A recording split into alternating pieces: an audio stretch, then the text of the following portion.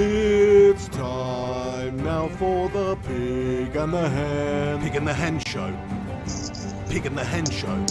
It's time now for the Pig and the Hen Show. Pig and the Hen Show. Pig and the Hen Show. It's time now for the Pig and the Hen. Pig and the Hen Show. Pig and the Hen Show. It's time now for the Pig and the Hen Show. Pig and the Hen Show. Pig and the Hen Show. Boom, chickadee chickadee chanka, it's the Flying Pig here on Flying Pig United for the Pig and the Hen Show, joined by Henry Hotspur, live from Guangzhou, China. Henry, how are you doing, my friend? I'm struggling a little bit today, I don't know if anyone watched the bonus show yesterday. I did get a little bit carried away. I was so focused on the show, concentrating on putting out good content alongside the pig. And I think I just had one too many beers. I got in trouble with my neighbour, with security knocking, obviously with my wife. So, but I'm all good. You know what I mean? Yeah, Henry was just absolutely, partying it up, to be fair. But it was made for a funny show. Shame about your neighbours, though, man. They didn't come around and stick one on you then after that. No, they're probably scared of contracting coronavirus. That's what it is at the moment. People just are keeping distance. So it's like, in the normal society, he would probably come knocking around. But it's like, no, fuck that. I'm calling security. He can take the risk. You know what I mean? That foreigner, I don't know where he's flown back from right now. Do you know what I mean? Could be anywhere. That's true. That is true. That's true. People are looking at foreigners differently. Do you know what I'd have been doing if I was that guy? If I was close to your balcony, which maybe you was, I'd have just been like, get one of those loo roll inserts, the inside of a loo roll, like a long one, kitchen roll, and just shouting to you so it's sort of the noise thing would out, and then I'd just go, and just breathe it towards you, mate, through the tube. Interesting. That's going to get me back into balcony, your house. Yeah, interesting. Oh my days! Oh, he's on the snow beer again. Check it out. Oh, of course, mate. Yeah, I bought a crate in yesterday. Don't have many left now. Awesome. I've got to get myself one of those, to be fair, in the UK, just to try them out. If you can, I've never seen it. I don't know if you can. Yeah, no, mate. they might not have it. I mean, like we said, maybe some sort of Chinese shop might have it. But shout out to everybody that's joining us for today's show. You're a bunch of bloody legends. I can see there's a whole bunch of you in here. So thank you very much for joining us today's Wednesday's pre-planned scheduled show. Every single Wednesday we do this show, so shout out to you all for getting in here. The Music Fiend, Eddie Otto, JP, Matty Rush, Big D, Gung Shi. They all rhyme, don't they, these guys? Riff MU, Gung Shi. I've already said it, but he's double the legend. Cavalier Crane Masters. Rachel Manchester says, hey, Pig and Hen, how are you? Hey to you. Alex the Rinconator says, like the video. Thank you very much, Rincon. Great to see you in here. Yes, if you can like the video, that would be amazing. Please give it a thumbs up. Alex Dualibi Wilson says, how are you doing? Not too shabby, mate. Little bit of a runny nose today, but, that's it. Nothing bad at all. Abbas Hassani says, boom, boom, boom, boom, Chanka. Harris Khan, hope you're good. Nick Pendragon, JP, the Primot Ruddy Boy, Stefan Harringtonio. There's just so many of you. Charlie Griffo, Nathan Phelps, Miz528, Marty J. Hopefully I've said you all that are in here right now. If not, I tried. Henry, mate, what's crack-a-lacking in the world of Henry Hotspur and your football thoughts right now, then? Let's get on with it. Okay, so, the topic, obviously, of note over the last few shows, football-related, has been what the hell is going to happen with the Premier League.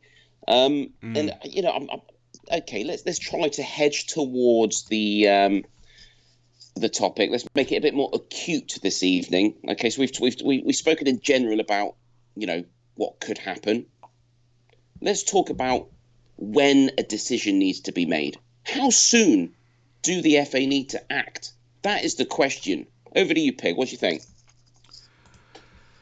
There's lots of factors, isn't there? Because it depends really what happens over the next 2 weeks in regards to the spread of the disease throughout the UK.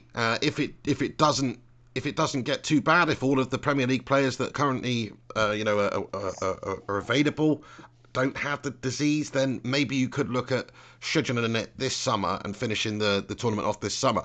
I mean, there is a lot of discussion and some call for that to happen. Like most clubs, I think, would agree that's probably the best course of action. I think I saw that the Championship clubs have all sort of unanimously agreed that finishing the season at a later date, is got the most support from everybody. It said Championship clubs unanimously behind trying to complete the season despite the coronavirus outbreak. All 24 second-tier clubs held a video conference on Tuesday. Yeah, I mean, I think everyone wants to get this season resolved, especially Liverpool fans. I mean, United will want Champions League football next season, which if we resolve it this season, we may have. So there's a lot to be worked out. I mean, nobody actually knows what's going to take place over the couple of weeks with the virus. But yeah, I mean, there's a lot of rumours, Henry. I don't know if you've heard about on Thursday they're going to have another discussion about potentially having all of the 92 remaining Premier League games broadcast live on TV this summer at a neutral venue, from a neutral venue or several neutral venues with no spectators, just behind closed doors, to finish all of the games in the summer in about a month period, where they would play a game every 3 days. So every team plays a game every 3 days. There'll be multiple games within a stadium from different teams throughout a day. And they just basically have like a summer tournament where there's football every day and potentially multiple games every single day. Sounds freaking awesome. Do you know what I mean? I mean, apart from there'll be no fans, and obviously it's not ideal. You know, to replace Euro 2020, which has been moved to next summer at the earliest now. I mean, that would be so good, and it would be televised as well, obviously. So spectator-wise, it would be huge for a TV audience, because think about that, people have been starved from football for a while already, and people are going out of their minds. They can't go to the games, so it'd probably be one of the biggest TV audiences for the Premier League, I think, some of these games. Okay, it's an interesting concept. I mean, in terms of playing behind closed doors, what's stopping them from just doing for finishing the season? Okay, maybe at an accelerated pace, try to get the games done a little bit more snappy. But what's stopping them from having your home and away games, your home and away fixtures in the regular format, but behind closed doors? What's stopping well, that? This is the reason. There was a couple of reasons. Firstly, it's the extra added risk of travel. I know what you're saying, like if you're just taking the team coach or whatever to one city, why is that going to be a problem when you just get off the other end? But if they've got if they've got pretty much like a quarantine stadium, or a stadium that's having lots of checks done thoroughly every single day because of the virus, maybe it'd be easier to keep on top of certain things like that. I don't know, maybe not. But the biggest reason is fan interaction and the problem with fans gathering outside of stadiums. What they're proposing is if it's at a neutral ground, then you won't get that level of support outside. Like PSG, for instance, had a game the other day behind closed doors, and they had thousands of PSG fans turn up outside the stadium. Madness. They're all hugging. Madness. Yeah, they're all hugging and singing and getting on with it as per normal, which is not going to be great if any of those have got the virus. So the idea, anyway, which I think it would help a bit, because are you really, if you're a Southampton fan or whatever, are you really going to go up to Birmingham to stand outside the stadium with a bunch of coronavirus patients? I don't know if you are. So I think that it would curb that to agree. So those are the main reasons for the neutral stadium. It makes it a lot easier for the camera crews, etc., just to make a base. As you said, in terms of security, temperature checks, and all the necessary health and safety involved, it's going to be so much easier to manage at a single stadium, a neutral ground, should we say? Once all those teams are based there, it makes absolute sense. But is it going to happen? This is the thing. Yeah, I mean, it depends, doesn't it? They'd have to test all of the players, because obviously at this moment in time, players are not going to just want to be at risk of contracting the disease from fellow opposition players or whoever, really. They'd have to all have the stringent testing done, which for a Premier League club and the amount of players that need testing, it would be easy for them to do. But once everybody's passed those tests and they've got an agreement in place to play in a couple of different venues I think most people want to finish the league.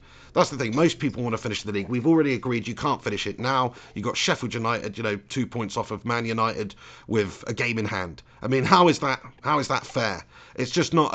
It's not fair to finish the season right now. I heard some talk actually of take a game off everybody that's played one more. You can't do that either, because it's simply they've had home advantage or away disadvantage. All the reasons we've already gone over. So I just think most people want to finish it. This would be actually a very good way of finishing it, even if the the spread of the disease and the current situation in the UK at the time is dire, which, you know, I'm hoping it's not going to be, but even if it is, they could potentially still do this because it's only a handful of people. Sure, you need some TV crew and commentator and all that stuff, but actually, you know, like for instance, the Europa League game, Manchester United the other night against Lask Linz in Austria, because that was played behind closed doors and out of the interest of safety of travel, the commentary team actually commentated just like, you know, we would on a watch along or whatever from a room. Wow, how did they get in on the with UK? that? Say How did they get on? again? Did it seem any different? Yes, it seemed very different. Yeah, I mean, it wasn't. It just wasn't the same, you know, for them. I mean, they did an absolutely fine job. I'm sure I was doing my own commentary of the game on YouTube, so I didn't really listen to it. But yeah, from the early onset when I listened to it, it just, of course, it's going to be different. You're not in the stadium. There's no atmosphere. You're only seeing the pictures at home, like I am, for instance. You definitely miss a lot of stuff, and you just don't get the same feeling of the game. Well, let us know. Let us know in the comments section if you did watch that game. How was the commentary? As you said, Pig, I'm sure they did a fine job. But you know, how different was it? You know, try to take away the aspect of there being no fans. Just the idea of having professional commentators commentating on a game and they're not actually there. I mean, it's fascinating, really. Yeah, I mean, as long as it's properly live and everything, I don't see why they couldn't do almost as good a job as if they were at the stadium. But you know, it remains to be seen. The other thing that remains to be seen. Go on. The other thing that remains to be seen, obviously, you know, we know Hudson Odoi is tested positive. I'm sure he's going to be absolutely fine. He's 19 years old. It's not going to be an issue for him. But it's going to be interesting to see at this stage how long it takes for, you know, someone that's contracted coronavirus as a professional sports person just to completely recover from it. You know, I'm hoping that, you know, by the time if we were able to finish this stuff off in the summer, you know, Hudson Odoi is going to be absolutely raring to go and absolutely fine by then. So, you know, that should be. I mean, the average time to recover is a couple of weeks. As far as we know, yeah. There we go. It does take a couple of weeks to recover for most people. Some people it's longer, obviously. Yeah, hopefully that is the case. So, you know, hopefully all of these people that we've heard about that have been infected are going to be fine. Most of them are, you know, like you say, young, fit athletes. I saw actually a video from Idris Elba just randomly talking about his illness. You sent it to me, Pig, and I watched it too. It was very interesting. Advise anyone to watch that, actually. Yeah, he's been, diagnosed as having the coronavirus, actually tested positive for it. He's had it for a few days. And he says he's got quite acute asthma. He's obviously a physically fit dude. I mean, this is Idris Elba. He's a freaking beast, isn't he? But I still think he's like 50, or he's not young. Maybe pushing that. And he does have asthma, but he's asymptomatic at the moment. He says he's not having any symptoms at all and he feels okay. That's just his case, but there are a lot of people that will be asymptomatic that don't even know that they've got it and just carrying on. Let's hope that that's the majority, really. Well, in one way, so you don't have, you know, bad reactions to it, but also it is kind of bad that you're asymptomatic because you don't even know you got it, so you're liable to maybe go about your business as normal and put others at risk. So, you know, but yeah, I mean, this is it. Absolutely. I mean, Idris Elba would still be working right now if he didn't know that he had it, you know, and if he was able to work. And that's the reality. There's going to be thousands upon thousands of people worldwide right now that probably do have it, and they're probably never gonna actually have it, you know, any adverse effects from this other than a runny nose or whatever it is, feeling a bit tired. You know, which is unfortunately the story for me and you, Pig, half the time anyway, isn't it? Probably because of, you know, my drinking and your sleeping pattern or whatever, right?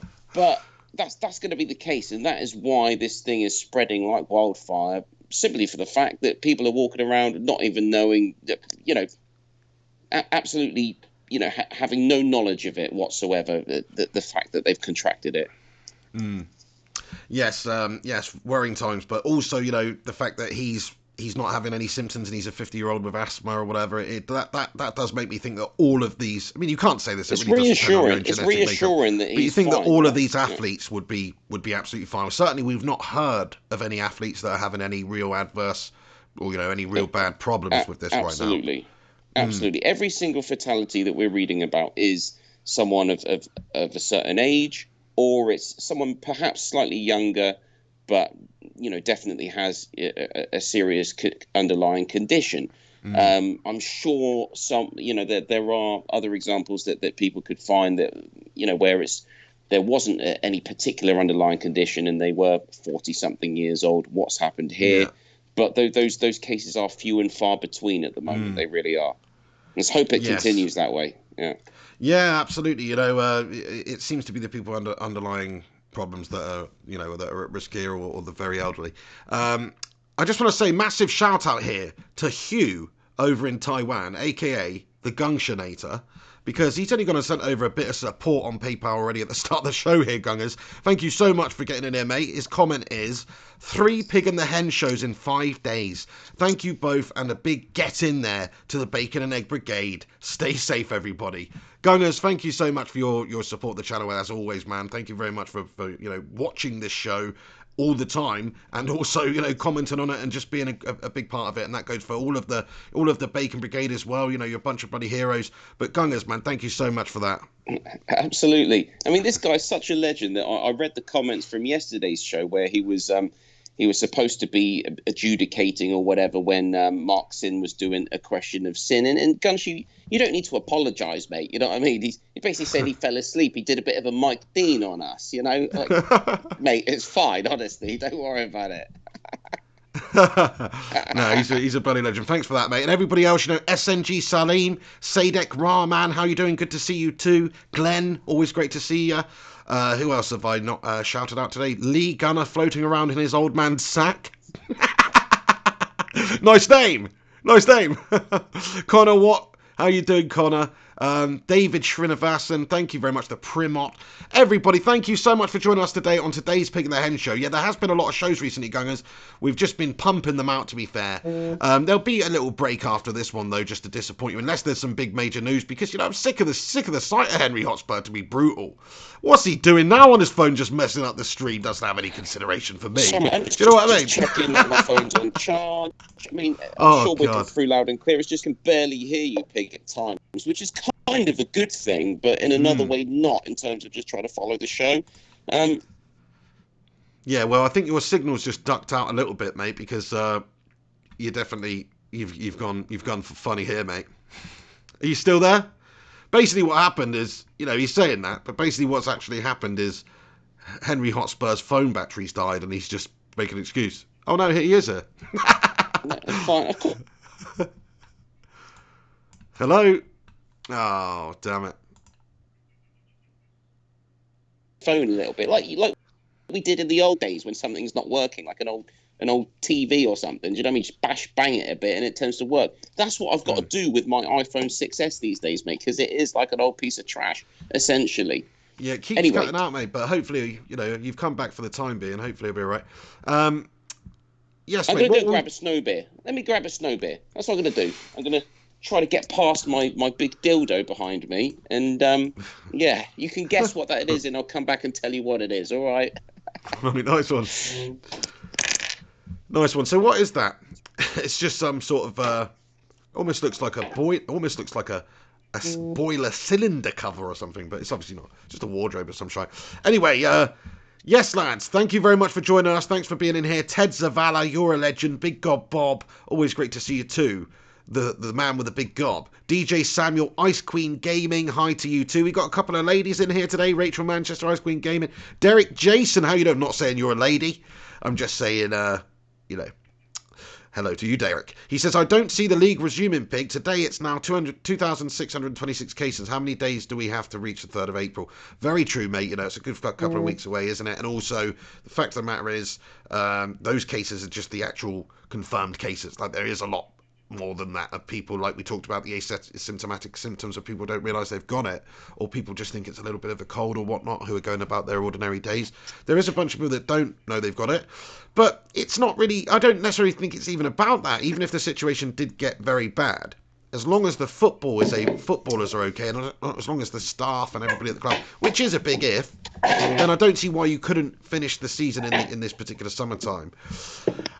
Matt Lewis, how you doing, Matt Lewis? Bloody legend. Check out his channel. Subscribe to him for Pez streams. Matt Lewis says, bloody hell, isolation mate. chamber. Oh, bloody hell.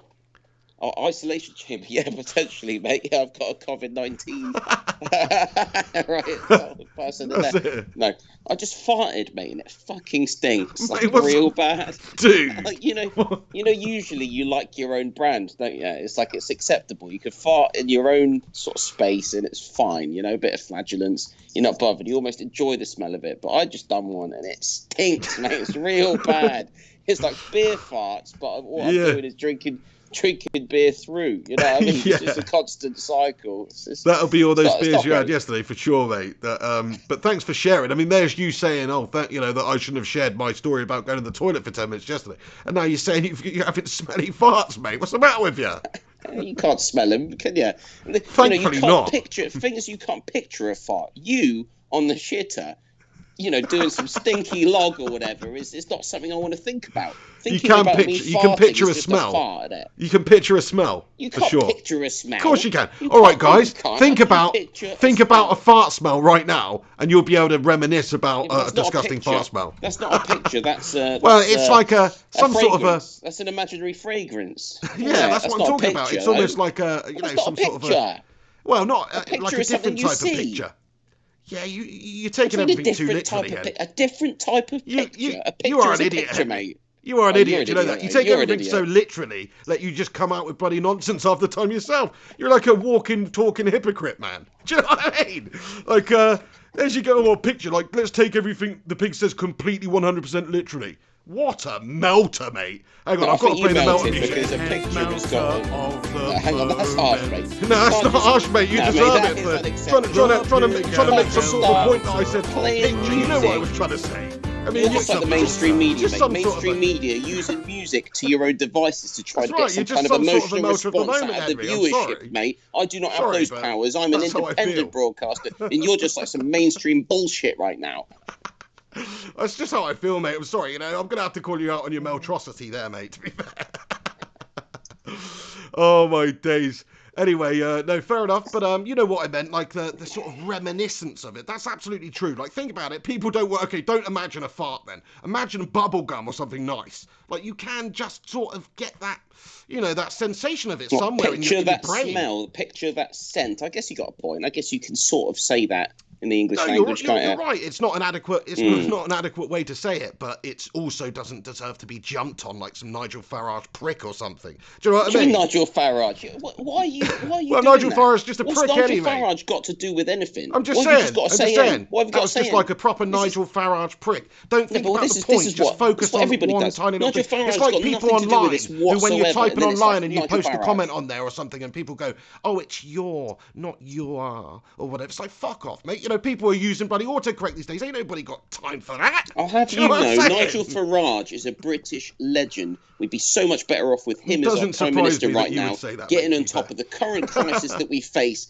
He was the one that engineered our Brexit, for us, essentially. Without him, we could still be stuck in limbo. So, Nigel Farage, I'll have you know, an absolute hero of mine. Anyone that's a naysayer, anyone that thinks he's a prick, go and listen to him. Go listen to his show. Spend a bit of time and actually listen to the guy rather than listening to the mainstream bullshit media that right now the pig is spouting. I haven't listened to Or any media. spouting These are just my spouting own like, should I personal say. reactions and feelings to the person's persona. Like, I'm Who's not the even persona? talking about What's what he's wrong with the saying. guy? I'm just saying He's he's a a legend. smarmy little rat. And if that's what Not you at all, mate. aspire to, then I can understand a lot of what's going on there. Smarmy like little, that. you're a smarmy big rat, mate. I'll tell you that. Yeah, I've never Oh, seen someone so yes, smarmy I am. I'm twice the right man there of you, in the last Henry. 5 Don't minutes. forget it. Don't That's forget the it. smarm factor right there, mate. Definitely twice the man of Hotspur. That's all I'm saying. Anyway, Gary Wells says Boris Weight-wise, is a melter. definitely. Well, yeah, in every department. Do you know what I'm saying? Anyway, I'm sensing a little bit of hostility from you today, Hen. Are you okay, mate? What's happened? No, I'm fine, mate. This is normal, is it not? I'm enjoying this. Oh, fair play. Gungshi says Nigel Farage and shit have a lot in common. No, Gunshi, you're wrong, mate. You're wrong. No, he's not. He's spot on. He's They wrong. do. He's wrong. They both stink, We've all mate. got our opinions on this, haven't we? We've all got our opinions on this. Oh dear. Griffo Chaz says Henry's nutbag of note is Nigel. Well, it might be now. It might be that. I might need to explain why he's such a legend. Yeah, for sure. He's misunderstood. He's a misunderstood guy. He's worked for over 20 years to get the UK out of the EU. You know, there's many reasons why the EU is not the perfect machine, far from perfect, imperfect. In fact, monstrous, an absolute monstrosity of a machine is what the EU is these days. I love Europe, but I do not love the EU. Nigel Farage certainly never has. Britain have now left the EU. Best thing for the United Kingdom. Absolutely. Fair play to you, mate. I don't want to get into a political conversation about freaking Nigel Farage. These are just my own personal views. Don't worry too much about it. You know what I mean? Listen, I just can't get over the smarm factor. That's the problem with me. It's like, he just oozes smarm, that guy. Anyway, fair enough. Okay, so, Who cares? If you're a nutbag, you should be smarmy, mate. Do you know what I mean? Well, he's certainly a nutbag, but not in the context that we use. Hey, yo, Matty Rush, mate. Matty the Rush Meister, sir. Thank you also for supporting the show and sending over a cheeky PayPal support here. He says, Pig and hen, I work in an office and I've been told to try and work from home, but our laptops are not enabled to work from home for 4 weeks. We are being pressurised to come into work and sit further away until we can work from home. Utter disgrace. The UK government need to lock this country down now. My team are scared and upset. Thank you so much, firstly, for the support there, Matt Rush. And I have to say, one of our friends have echoed the same sort of thing, that the people just aren't taking it seriously and they're still requiring you to come into work. And there's not even really a conversation about not going to work right now and working from home. If you're able to, they want you in there, most people at the moment. And that is, I just think, wrong and certainly will add to the problem. Absolutely. I don't think you mind me saying it's the irony is. It's our personal friend that phoned in yesterday, if you're lucky to listen to the show. And he's essentially, there is work that he can quite easily do from home. He can send in the work that he needs to do, no problem at all. It's going to be exactly the same process. There is no reason for him to be in that office space, essentially with other people right now, for the amount of time that he's supposed to be there. And he's received an email today. I'm sure he won't mind me saying this. He's received an email today saying you need to be in that office. I mean, I just don't get it. I can't get my head around it. I'd understand if there was some kind of reason why they really need people in.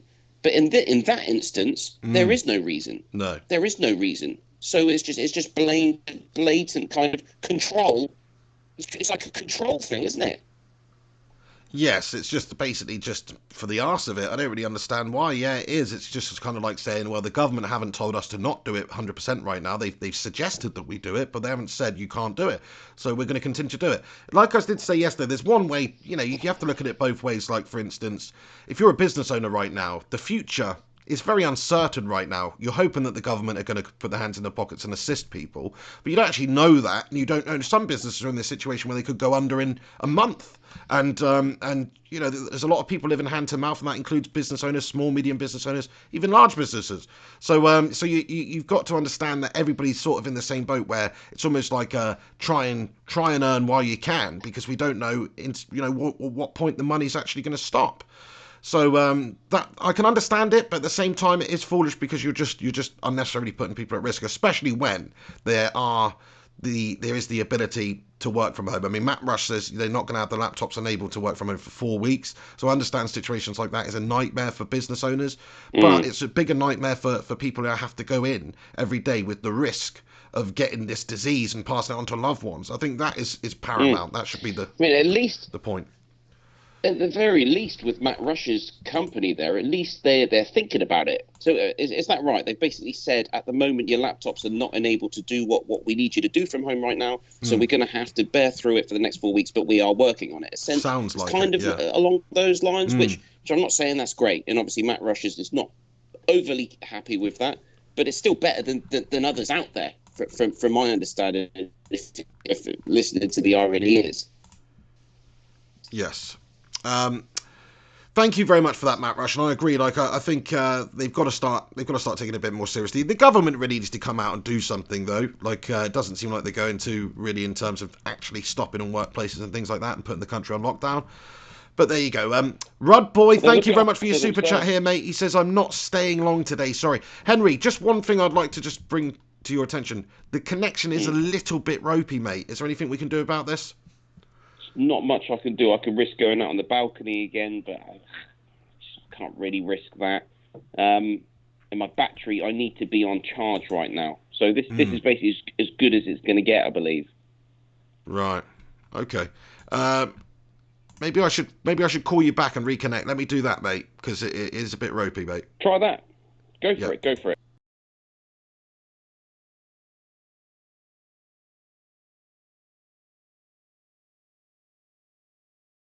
It'll improve the situation. Is that an improvement? Say How we looking? again? Is that much better? It's not fantastic, mate, but we'll have to soldier on if you can't move. But anyway, yeah, thank you very much for everybody that is still tuning in. There's 80 odd of you bloody legends right now, so please do us a favour and smash a little thumbs up on this video. Get your thoughts in about anything we're discussing in the show. We always love to hear from the Bacon Brigade. Before we get on to our next topic, I am just going to dive into the comment section, actually, just to see what a bunch of you bloody legends say. Trollface says, herd immunity is insane. It's the 21st century.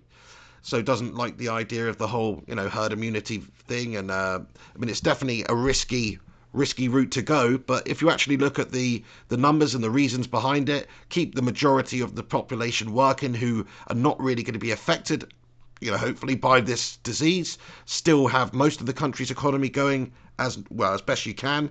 And the supply chains and all that stuff, very important as well. And nurses and all this stuff. But at the same time, you are obviously going to spread it throughout your entire nation and hope that you can deal with it. So it's a risky tactic. Absolutely. How am I coming through? No, mate. No. No, that's not good, is it? That's not good. I'm trying to think of other tactics used to improve. Well, can you not just go near the balcony? What I can do. And keep your voice down? I mean, you don't seem that wasted tonight, so... Okay, let me just just thinking about the viewers, obviously, because the viewers are trying to listen to us, and it's not the most easily listable at the minute. But this is the thing with live streams. Sometimes, this happens. I'm just thinking if I can move this to, I don't know if windows help. Does that help if you're kind of closer to a window? You could just have a dark spot in the room where you're sat right now. It might be fine somewhere else. How's that? Is that better? It seems actually better, mate. Yeah, it does actually seem better. Because that's closer to the window, so I'm just thinking, the signal might it might be more free flowing. That's definitely better. Anyway, thanks for doing that, Hen. Yeah, no, it's definitely better for the listeners. Yeah, Matt Rush says that's better. Yes, brilliant stuff. Okay, then. So let's get on to the next topic then. We just got a couple of things that we want to talk about in regards to football. We're not... If there's a big update with what's going on, we'll talk about it, but we don't want to talk too much about the whole coronavirus business. This is a football channel. We love the football. We're starved of football right now. We want to talk about football. So, Henry, just one thing, actually. Before I said that, but I want to just go through the current situation of teams right now. It's quite interesting. I'll just go through the list, Hen, and we'll get your thoughts on it and stuff. The current Premier League clubs, which clubs are still training, which clubs are supposed to go back to training, because obviously the league's suspended till the 3rd of April. Certainly won't be any games before that. So it's just interesting to see what's happening with Premier League clubs right now. So Arsenal, they're due to return to training on March the 24th, 14 days after the players last had contact with head coach Mikel Arteta. Aston Villa, they've shut down the training ground for the rest of the week. The players train on Monday, but have now been sent home. Bournemouth are off training and back on the March the 23rd at the moment. Brighton, they've given their players a break from training. They're back Friday. Burnley trained on Tuesday. Sean Dyche was named manager of the month of February. We'll do what's right for the well-being of our supporters, staff, and everyone involved. He's just like, listen, lads, fuck it, all right? This Ponzi virus ain't going to take none of you down, all right? You're fit and healthy, lads. Do you know what I mean? He's still training. It's like, boys, we could get an upper hand on them. Them lot, they're at home, they're self-isolating. But we could freaking trade. Do you know what I mean? Chelsea players, they're self-isolating after Callum Hudson-Odoi tested positive, so they're not having training. There's no news about when they'll be going back to training. Palace closed their training ground. Everton, it's closed. Staff, including players, they've been advised to stay away. Leicester have been given a few days off. Liverpool staying at home with individual training programmes. Manchester City are not releasing any information on their plans at the moment. Do you know what I mean? What's that all about, Man City? Talk about close encounters of the third kind. What's going on here, Man City? What's all the... I'll tell you what it is. It's like, it's just nothing really changed that much because, you know, it's like, it's the empty had. Do you know, like... They're just used to a ghost town. I don't know. But either way, we don't know about the situation for the training of Manchester City, whether they're still training, whether they're not, when they'll be back, what's going on. So I find that quite strange that they're not releasing anything, don't you? So what you're saying is Manchester City are not saying anything about what they're doing right now. They're keeping. That's right. They just don't. They haven't let their fans know, their fan base, anything. They've just kept completely quiet on the matter. Bit weird. Yeah, very weird. Bit strange. Yeah. I think they're the only club to do that. Manchester United have cancelled our first team training in line with government advice, and we've also taken up the option to extend the manager Manchester's contract. So that's just what's happened this week for United. Newcastle are not expected back till March 30th. They were the first club in the Premier League to ban handshakes on club premises. Norwich have been told to stay away from the club's training ground. Sheffield United are... Check this out. Sheffield United are back in training. They returned on Monday. This is despite closing their academy until March 30th and suspending indefinitely all non-essential business, which includes player appearances, training ground visits and fan meetings. So Sheffield United business is normal for them. The Blades, they're like, you know, we can use this time to work on some stuff. Fair play to them. This is an interesting thing. I mean, you know, basically what I would be if I was, you know, someone important, which I'm not, but let's say I was in charge of looking after my players and my club and working out whether we're going to do training or not. As long as no one had tested positive for the virus, if it was easy for all players to arrive at training without you know, having to come into contact with anyone else.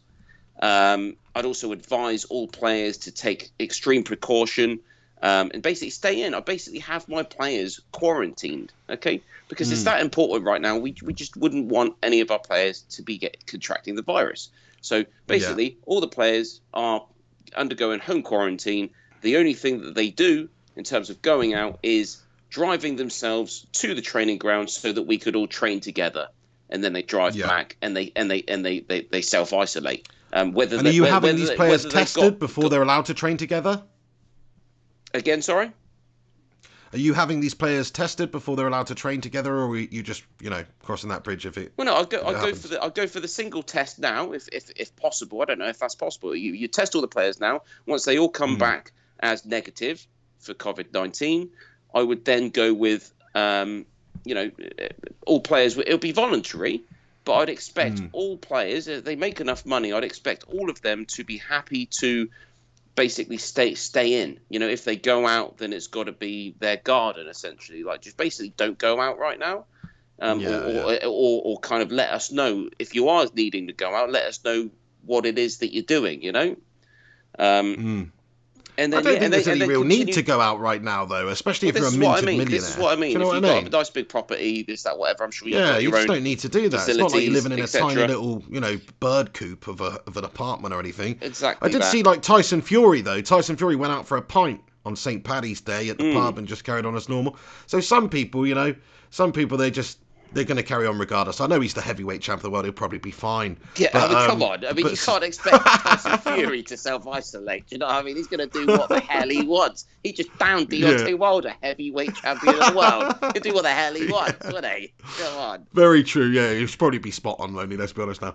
But yeah, I just thought that was interesting. You know, the other clubs as well. So Sheffield United, you know, they don't give it... Well, it's not like they don't give a shit, but they just... You know, they're just carrying on as normal. They will, effectively, they could have a bit of an advantage on the clubs that don't train, depending on when the next Premier League fixture is. If for instance, when the Premier League, I'd have all of them training as long as the players are all taking extreme caution to not contract the disease. Simple as that. But there's no harm in training. There is no harm in continuing to exercise. I mean, that's good for you anyway. I'd recommend anyone out there listening right now, don't just think, you know, I'm just going to stay in completely. I mean, if you've got somewhere that you can go where you're not going to be in close proximity to other people, the chances of contracting this are very low, extremely low, almost to the extent where, you're being silly if you are just staying in because you're scared to breathe outside air. So what you need to be doing is going out and keeping yourself healthy and fit and mobile. I know that's not easy for everybody. Some people that live in very highly populated areas where it's just not possible to go out without being in very close proximity with other people, it might be a bit more tricky. But if you are lucky enough where you've got green area that you can just get out and about, put a mask on, so when you do walk past that person, if for whatever reason they're coughing in your direction, hopefully it's going to offer you a little bit of protection there. But please keep your bodies moving, lads and lasses. Keep your immune system I probably wouldn't strong. advise going out and playing football right now if you're just a random person. But obviously with these trainings, they'll be taking all the necessary precautions and obviously they've got all the facilities to do this. But yeah, you probably shouldn't be playing any contact sports out on the street right now. In all honesty, because you don't know what you're going to pick up. No, hiking another thing though, Henry, is keep to yourself. Yeah. Yes, yeah, exactly. That's it. Sports that you can do. I was talking to you about this the other day. Golf being a great sport because you just have to go in, you pay at the clubhouse. Maybe even some places will have some sort of contactless system at the moment, so you don't actually have to go to the desk and pay for a round of golf or whatnot. And if you drive there, you get out, you see your friends. You don't have to shake your friend's hand. You can stand 10 yards away from your friends at all times, and you can play golf. Nobody comes near you when you're playing golf. So not only is it the ultimate stoner sport, but it's also the ultimate corona sport. Do you know what I'm saying? Like, golf is brilliant right now. Like, you could go rock up at the golf club, get out, have a round of golf with your mates, no worries, and have no real concern, unless somebody sneezed downwind and you felt the vapour on your face. There's no real reason, I don't think, to be too concerned about going out and doing stuff like golf or going for country walks or anything. But contact sports right now, they're just if you are playing where people golf, are sweating, having physical contact, not a good idea. That's it, absolutely. If you are going to play golf, make sure you wear that golf glove. Yeah. That's right. Everybody, you just have to get the old just get the latex one instead now. That's it. Don't touch your face. Yeah. If you put your ball somewhere where you're not trusting that location, just you know what I mean, hand sanitizer and all. Absolutely. Did you see that one the other day who was giving that speech, by the way? And she said it's very important that people don't touch their face, and then she licked her finger and turned the page over. I know. What a numbskull. You Melter at the moment. Couldn't even write it. Melter at the moment, yeah. Absolutely. That's hilarious.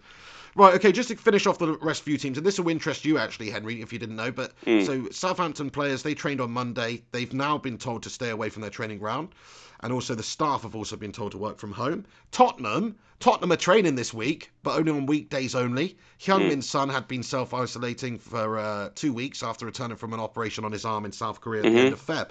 So Tottenham, Jose's like, no, this is the time we have to train because we've been doing so shit recently. He's trying to get any sort of upper hand, any sort of advantage he can right now. He's got them doing like serious training right now. Yeah, I mean, for me, these are our fittest, healthiest young people in the world. Essentially, is professional Premier League players. I'm not saying I want anyone to contract coronavirus, but even if you did have that unfortunate incident where, these players are contracting it, they're going to be fine. Let's be honest, they're going to be fine. I mean, it would be an absolute tragedy if someone was a professional footballer was to die from the coronavirus. It's just such an unlikely stat right now for that to happen. So for me, training, these players need to train. They need to keep in a physical, the right physical condition for the game, and I think it's more beneficial and more healthy for them to do so. I don't feel that that's putting people's health and safety on the line, as long as they ensure that they are taking the right precautions and they're not being silly. They can't be going out and partying and visiting friends and family all over the place and traveling and flying here, there, and everywhere. Of course not. But if they take the right precautions, they should train. That's my conclusion on that. Fair play. Just to shout out to both the Alexes here. Rincon, he says, got to run to a work meeting. Cheers, fellas. Wash your hands and stay safe. Thank you very much for getting in here, Rincon. It's shite that there's still, work meetings and stuff going on. I hope they're taking the precautions and you're all sitting far apart from each other, etc. Rudd Boy, thank you very much, Alex Rudd. He says, I'm not staying long today. Sorry, he sent a couple of super chats in here. And he also said, all Americans get $1,000. They're considering it. So that's quite interesting. Yeah, I mean, certainly the millions of people that are living sort of hand to mouth, if you like, that are a paycheck away from being destitute, which is a lot of people in this country as well and all over the world in certain areas. Yes, we need help. People need help right now. And I think that governments are going to have to start doing these sort of automatic payments to people soon. Certainly businesses start to close, people's jobs are being made redundant because lots of people are getting laid off at the moment because people are worried. People are losing money left, right and centre, and there's no demand right now. And if you're paying a couple of staff, for a busy period and it's not busy at all, and you're almost just losing all of the money, what are your options really? So the government have got to step in. I do feel for the governments of every country right now. I do, because it's unprecedented times. Nobody knows what the hell to do really. Who's really qualified to say this is exactly what we need to do? Nobody really knows. It's obviously like a meld of different advisors. You got scientific people, you got the economic people, the politicians themselves. They need to try to work out what is the best strategy all round. I mean, in Italy already, and this is very sad news, but I'm not 100%, but I did read this earlier briefly, that it's got to the stage in some places in Italy right now where if you're 80 years old or older, they are turning you away from the hospitals because they are not willing to give you the intensive care treatment for 80 years old or above, because they need to prioritise right now. Is that factual, Hen, or is that something you've just heard? That's something that I've read. As I said before, I said that I'm not 100% on that. Because it sounds heinous, mate. It sounds like it would be bogus, but because you think it'd be the opposite. You'd think they'd be turning away the 40-year-olds, not the 80-year-olds who actually need it the most. Well, what I do know for a fact is they are having to make decisions between patients because they only have a certain amount of ICU beds. I'm not saying they're turning away the 80-year-olds. What I'm saying is they are saving. That they've got to work with what they've got. So that's the situation that they're in. Okay, if we look at the UK, we've talked about isolating the elderly. So if we can keep the elderly away from this, then brilliant. For two reasons: it's good for the elderly, and it's also very good for everybody else that's not so old, that's in serious need, because we don't want all them beds being taken up by the shed loads of elderly that are seriously suffering. We need to keep them away from it. Yes, I fully agree. And if that is the case, it is very, very sad. But yeah, I mean, Glenn says they turned down everyone over 60 years old in Milan. Facts. That's what he's saying. Wow. So there we go. Maybe there is some basis to that. This is what I mean. But that's even 60. I mean, I don't know. I mean, I mean, Italy's health system is supposedly one of the best in the world, and they're very, very much struggling to deal with the intake of patients right now. So just thoughts and prayers and everything with everybody over in Italy, because they are the most affected and worst hit country currently, certainly death toll wise, for Europe. So all our thoughts and prayers are with our Italian brothers and sisters over there. Thank you very much for the info, Glenn, and thank you to everybody, Alex, both the Alexes there, and Alex Rudd for the couple of super chats, mate. Have a great day. Thank you for tuning in. Please do us a favour, smash a thumbs up on this video, get your thoughts and opinions in. Just better finish off that list actually, Hen, because we got right to the end and didn't actually finish it for anybody that's interested. Watford, they're not training at the moment. They're expected to report back on Friday. West Ham, they're likely to return to training next Monday, but no official confirmation. Wolves have been told to stay at home until Thursday at the earliest. Molyneux has been closed and club staff are working from home. So it sounds like most Premier League clubs are doing the responsible thing. I know it's not really like the industries of the rest of the country where you can just do that, though, because all the Leeds football clubs are cash rich, effectively. So they can ride this. It's not really a bad period of time. It's obviously a bad period, but their commercial deals are where the money's coming from. They're getting 100 million a year from TV rights, say. So they're going to be okay. It's the lower league clubs I worry about, really, where some of these clubs are going to face really torrid financial times. It's just the way it is. They rely on the spectators turning up every single week. They rely on the football and the tickets and all that sort of stuff. So some of these football clubs, honestly, I'm sure they'll be government backed and all this, but some of them are going to be much worse affected than others, and that is very, very sad. You still there, Hen? I am. Yeah, sorry, I was just listening to you. I was just expecting some points there. You know how this works, mate. I talk, then you talk. I talk, then you talk. I was being lazy. Well, there we go. I've already made my point on how I see training should go, and I think it should go on. But at the same time, you didn't listen to anything I said, did you? But well, no, some clubs are training, some clubs aren't, and then you're basically just saying that they're obviously in the position that they're, obviously a lot richer than your day-to-day. I was talking about the lower clubs, the lower league clubs being affected by this whole situation. The fact that some of these clubs may be in the situation where they might be looking at going under soon, unless the government, does actually support them and back them. I know Harry Redknapp's idea on that was for Premier League clubs to actually chip in to help the lower leagues. I think it's a great idea, yeah. I think it's a great idea. I mean, the government have got, let's be honest now, they've got their hands full with keeping the average working person going right now. Well, this is it. I mean, I don't think we can start to say the government need to save lower league clubs. Despite the amount of love I have for football, that is not the priority right now to save, smaller sporting clubs or clubs that are going to be struggling. I mean, everyone's struggling. I mean, there's airlines going under right now. Essentially, I mean, they could only. That should be a priority within the world of football, though, don't you think? Because come on, this is the history and the traditions of our nation. It's a priority in the world of football, but you can't expect the government to pull out taxpayers' money right now to save football clubs, but because there's shit's hitting the fan, left, right, and centre, mate. That's the problem.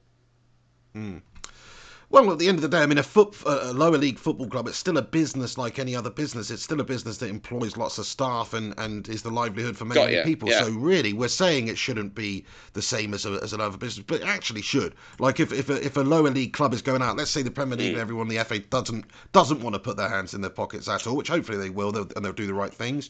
But yes, I think the government should do something, or at least make the Premier League clubs pay for it, because they can.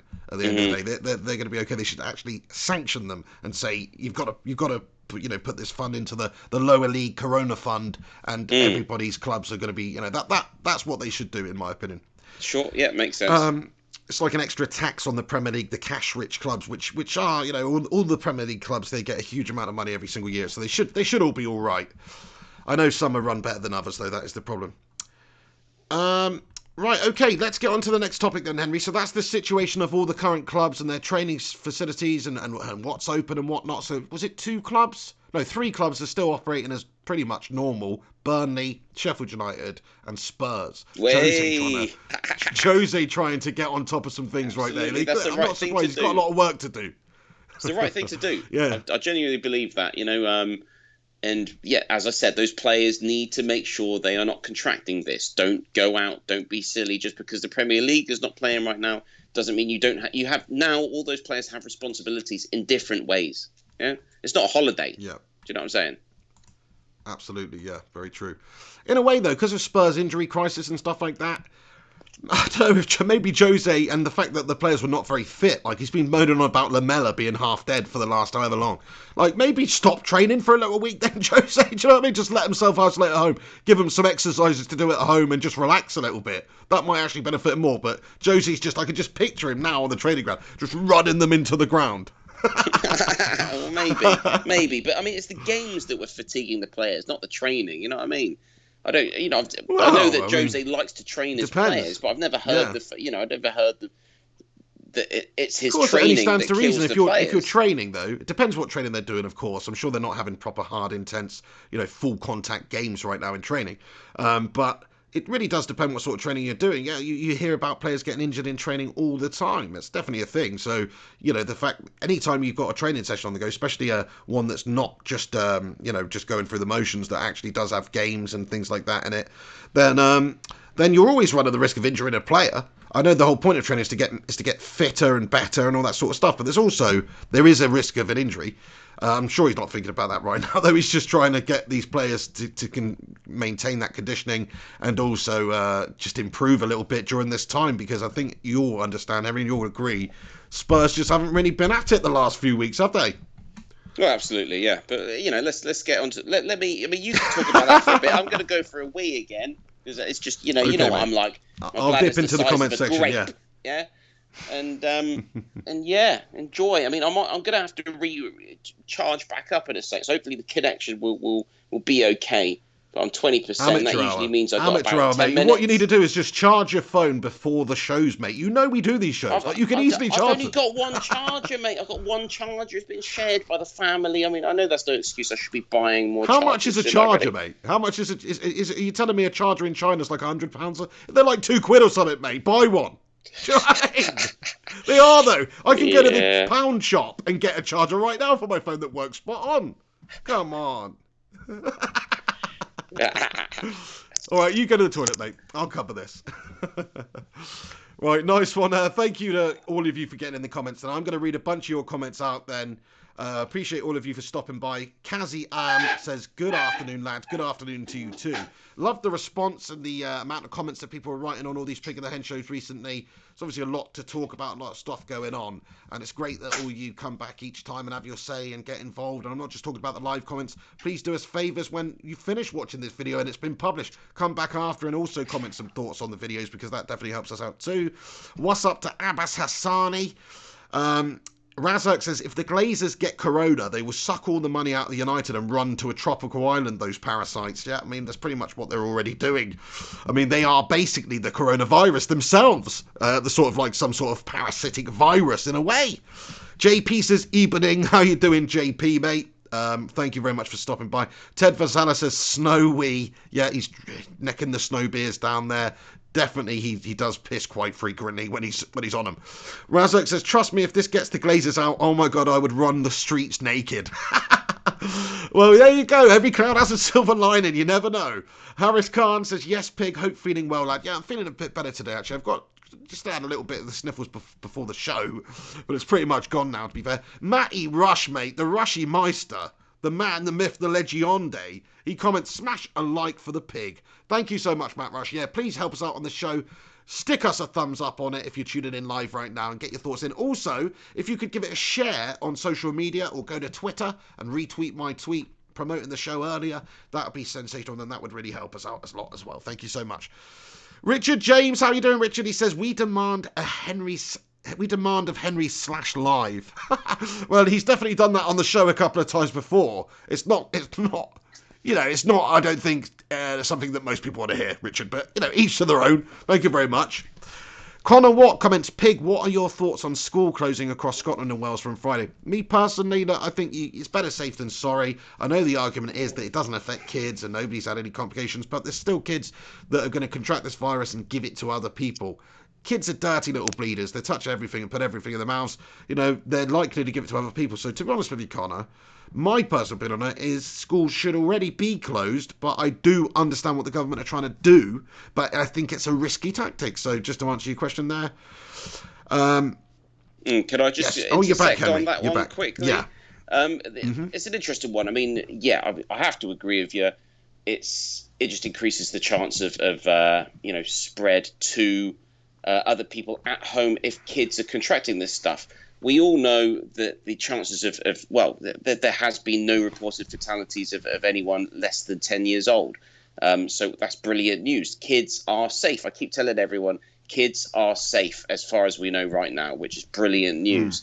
The other massive issue of closing schools is simply for the fact that, these kids need to be looked after. I mean, there's so many people that work for the NHS in particular or healthcare across Europe, across the world. So as soon as the schools get closed, then those mums or those dads that work in the health sector suddenly are unable to work because they have to look after their kids, which could then add to the pressures or the need for that staff makes a lot of sense, yeah. in the healthcare sector. So that's another concern. I think that's a big concern as well, because even if you've just got 100 nurses at home having to stay at home and look after their kids, because let's face it, a lot of people would leave their kids with the grandparents or whatever in this situation, but you can't do that because the grandparents are the ones that are the most vulnerable. So yeah, in a way it does actually, even though we were criticising it and stuff, in some ways it does make a lot of sense to be able to do that, to provide the necessary care for people up and down the country. If you get all the doctors and nurses at home, stands to reason there's just not going to be the same level of care for you there. The best thing to do is, the grandparent can self-isolate the grandparents with the kids and close the schools, and then everybody of a working age goes about their daily business. I mean, I'm not saying Hello? Mentality, that is your best bet. Connection's gone very ropey again, mate. Of course it has. I've had to go back on charge, mate. That's the problem. Oh my god. Right, okay, comment here Can you hear me? Can you hear me? Comment here from the Music Fiend who says, how tall is the pig and the hen? So I'm 6'2". Henry, how tall are you, mate? You're a short ass, aren't you? 5. Hang on a sec. No, I'm not a short ass. Well, I'm average. Define. I'm average. Define it. Well, I'm like 5'9". Okay, yeah. Exactly as I said. Anyway, no, that's fine. Yeah, that's Henry's average, 5'9". mate. That's average. Yeah, I know. Especially, with Asian ancestry, that's absolutely average. Fair play. You're probably actually, reasonably tall, aren't you? I don't know. Well, out here, I'm not short. Yeah, what's the average height in China? Do you know? It depends on what region you are. I'd say I'm about average height for a male out here. Oh, okay. Back in the UK, I'd say slightly below average. But do you remember? Do you know who Yao Ming is? Blood, yeah? so... Do you remember Yao Ming? Yeah. Oh, yeah. Absolute giant. Yeah. Yeah, that guy was a beast, wasn't he? Crikey.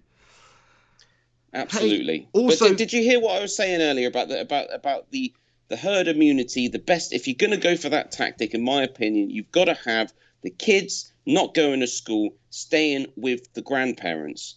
That's what you do. But they isolate. They don't go out. And then the adults... but unless you're testing the kids beforehand, that's risky too. You can't just do that because there will be lots of but you close the schools. Close the schools. Test. Okay, so this is the problem because there's going to be infections left, right, and centre already. But you can't stick the kids with the grandparents, the most vulnerable. That's the problem. That's the whole. If the kids are not going out. Yeah, but they'd have to be tested beforehand because how many of these kids are carrying this disease right now? They're the ones that are still been going to school, having these mass gatherings, playing with each other like kids do. So they're definitely, I think, in all honesty, in my opinion, because people are taking it seriously and washing their hands, who's less likely to do that, a kid or an adult? Well, I know a lot of people aren't, but the percentage-wise of people who've got the coronavirus within them right now is probably the largest, I could be wrong, but the largest percentage is probably within the child population. So I think it's quite difficult to just say go and live with nanny and granddad or whatever because you might actually have it. In the ideal world, if we could start from a clean slate and nobody's got it, then that's what you'd want to do. You isolate the elderly and the kids don't go to school, but the grandparents look after the kids so that all of the young working generation can help the hospitals, help the economy, and continue with their daily life and try to get through this situation. See, that's what they should be doing. Is actually, I know they are ramping up the tests. And I think I heard the Boris say yesterday that they're ramping it up to 25,000 tests a day at the moment. So that's a lot of tests, but there's obviously 60-70 million people in the UK. So it's a drop in the ocean, really. I know. But there was a lot of pressure from the World Health Organization, basically. As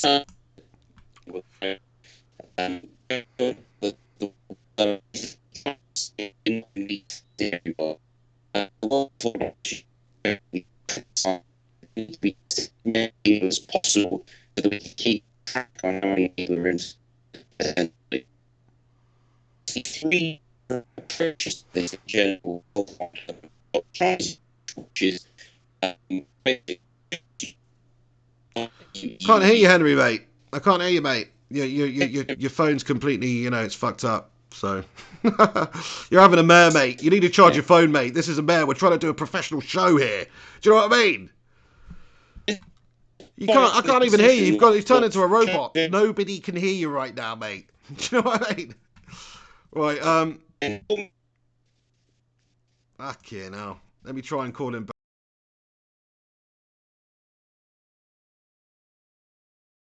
Doesn't pre-plan. Do you know what I'm saying? Henry Hotspur. How are you doing, mate? Good. No, this is no good, mate. This is no good. Okay, well, No the other good. thing I can do is try to stretch this over here. Is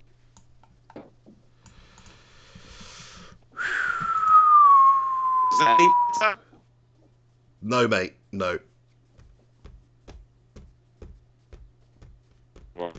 No better, my friend. We still can't hear you. I'll just read this comment out from Gungshi, who sent in another donation. Thank you so much, Gungus. He says, donation for the hen's new charger. If there's any change, buy a snow beer.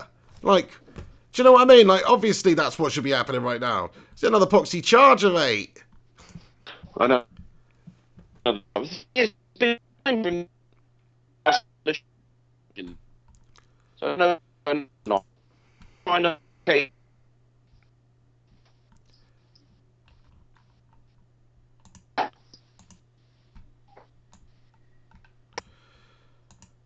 Right, okay, well, it's just basically the pig show at the moment, lads and lasses, so thank you very much to everybody that's tuning in right now.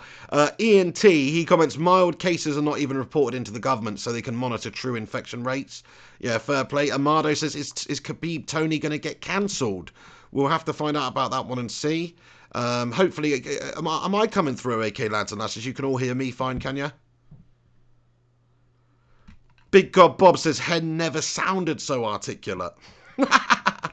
Oh, crikey. Fries, how you doing? He says he sounds like a robot. Yeah, I mean, this is a bit of an issue sometimes with doing it online, but really, you know, there could be precautions and a bit of pre-planning to be taking place here to make this whole situation much better.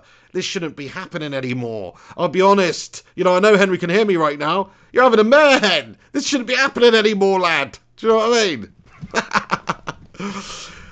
Yeah, Gungshi says, hen, you're melting. Matt Rush says, yeah, pig. Okay, brilliant. You can hear me fine. That's wonderful then.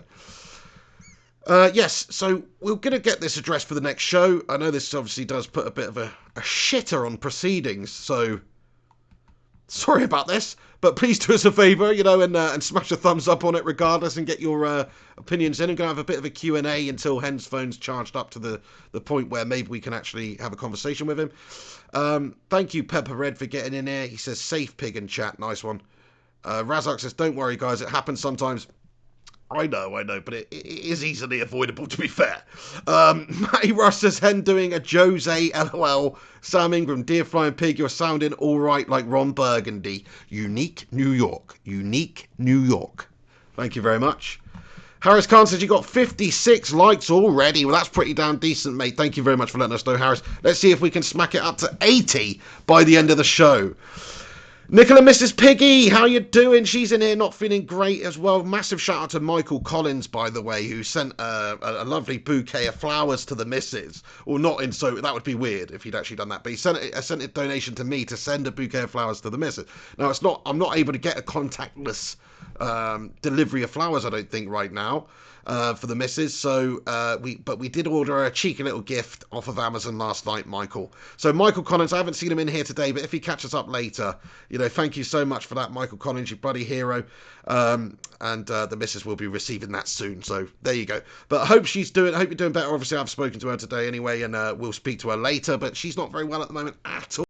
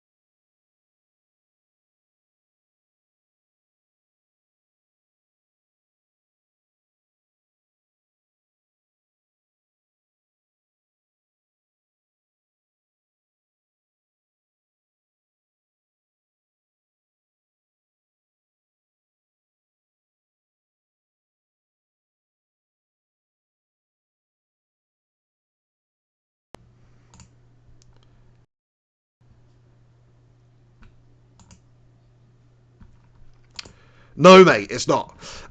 Hey, if anybody can hear me, you know, I don't know if you heard what I was saying at the end there, but shout out to my missus who's not very well. You know, she said that her daughter's feeling a bit better now, but she's still the same. She did sound very, very ill, so I hope she's all good. I don't know if you heard me thank Michael Collins for his lovely donation to Nicola for a bouquet of flowers. I did order her something off Amazon, so thank you so much for that, Michael Collins. And, you know, just generally everybody who's tuning in, sorry about the show today, you know. Hopefully we can, you know, we can sort something out, but, yeah. Matt Lewis says, you two having a total daymare, double daymare. I wouldn't say you two, to be fair. This has nothing to do with the pig. Just want to clarify. You know, it's nothing to do with the pig. Sorry, Henry, to blame it all on you, but it is entirely your fault. Do you know what I mean? Nah, we just can't hear you, mate. We just can't hear you at all for some reason.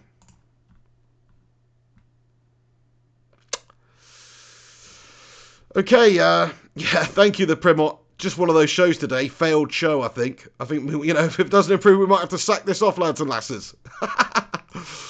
Yeah. Yeah, thank you so much for that, Gung. She says, Mrs. Piggy, hope you feel better soon. Rachel Manchester says, great to hear your daughter better, Nicola. Hopefully you'll be back to full health soon.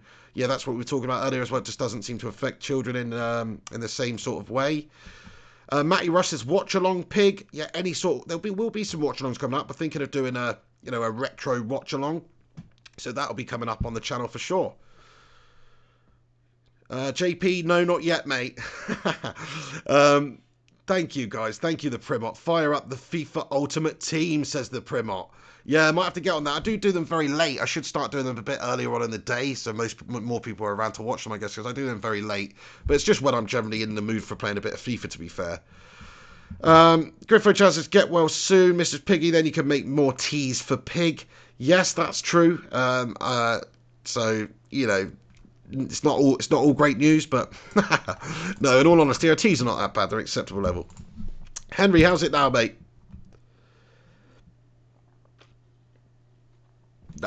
No improvement. So we can't hear anything from Henry at the moment. Let me just, before we wrap up this show then, I want to get in and talk about just a couple of things like, you know, obviously we've got the Melter of the Moment. We've got all that stuff to do. So I might as well just give you my thoughts and, you know, and we'll just make it a short one. Sorry about this, lads and lasses. You know, I'm trying to do my best here. But so obviously Euro 2020 has been moved to Euro 2021.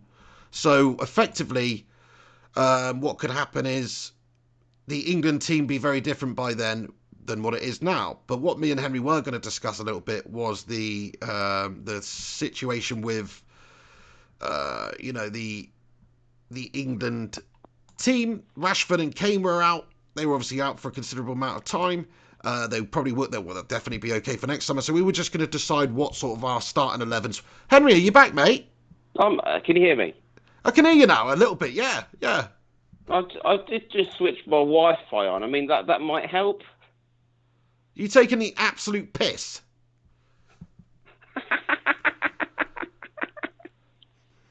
Unbelievable. It's not funny, mate. It ain't funny, mate. Oh wait, it is funny. It is funny. No, it's not funny.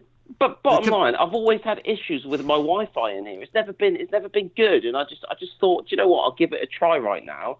And if I'm coming through loud and clear, brilliant. But the thing is, I have just put my phone back in the position that we were fine about 10 minutes ago.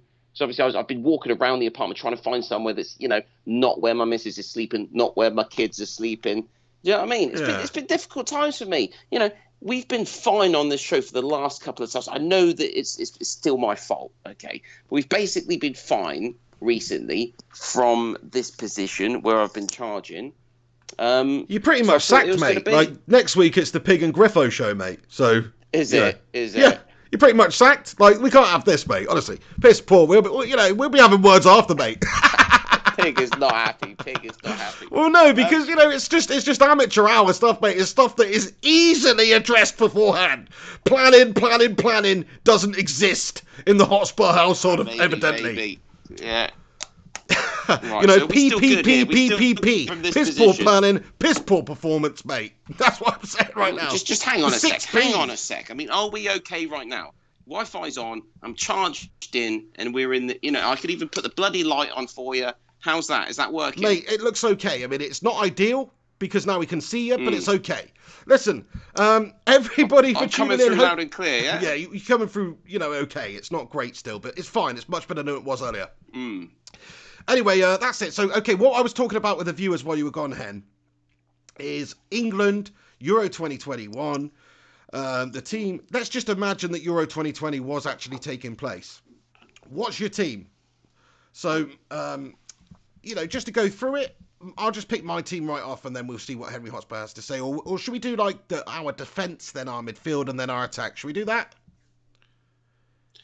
You do yours, I'll come back and do mine. I need to go get my fucking beer and that. Do you know what I mean? Just bear with me, mate. I've been running around. You should feel sorry for me, lads and lasses, as well. Right. Okay, see you in a moment. Nice one. Another interruption of the show here. That's fine. Bloody hell. Anyway, okay, so my England team. Actually, I won't say my England team because Henry needs to hear my England team. And if he's just going and cracking on with what he's got to do here, then he's not going to hear my England team, is he? Do you know what I mean? So I better wait till he's back. Unbelievable. I mean, do you know what? I mean, to be perfectly honest, lads and lasses, I'm changing my melter at the moment this week, just to let you know. Definitely the 100% the melter at the moment is Henry Hotspur now. He's fucking melting today. What a bloody melter. And the viewers have gone down on the show. Of course they have. Nobody wants to listen to this melt job, with the glitching and all that. That's what happens, you see. Oh my days, mate. Unbelievable. Griffo Chaz says, find a new hen. Nicola Mrs. Piggy, going back to sleep, but thanks for the lovely messages, everyone. Yeah, get some rest, darling. You definitely need some sleep right now. Matt Lewis says, screw the show. I need some beer. And it cracks me up so much. Unbelievable. Freaking unbelievable. I do worry, Matty Rush. I do worry. Thanks so much. Right. You're right, Hotspur. Yeah, okay. So my England team is I would have gone for like a 4-3-3, say, but really almost like a 4-5-1 at times. Same. Okay. Same. And this is my back line. So actually, in goal, there's some debate. Pope, Henderson, Pickford. Those are the three I'd take to begin with. But my number one would probably be Jordan Pickford, just because he does have the experience. He was good at the last World Cup, and I think in an England shirt, he's always been pretty good. Even if he's been ropey at times for Everton, in an England shirt, he's already been good. But I am impressed with Dean Henderson. I think he's definitely one for the future. So are we? What are we doing? Are we going one by one? Are we going? Let's go. Yeah, let's go one by one then. Yeah, if you want to give us your goalie now, and yeah. Okay. So yeah, but exactly the same thoughts as you. But I would go for Henderson.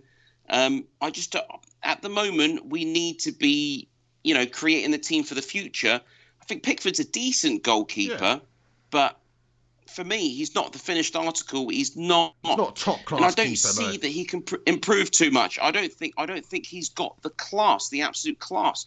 So I mean, for me, Henderson's been absolutely brilliant this season.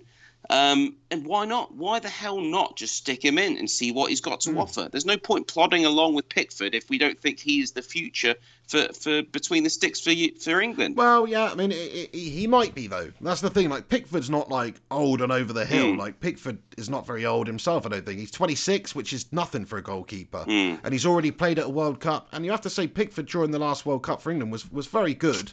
And it's not just about how good you are for your club. Like, remember when we stuck Rob Green in there against the USA in the World Cup in 2010? Because he was in great club form with West Ham.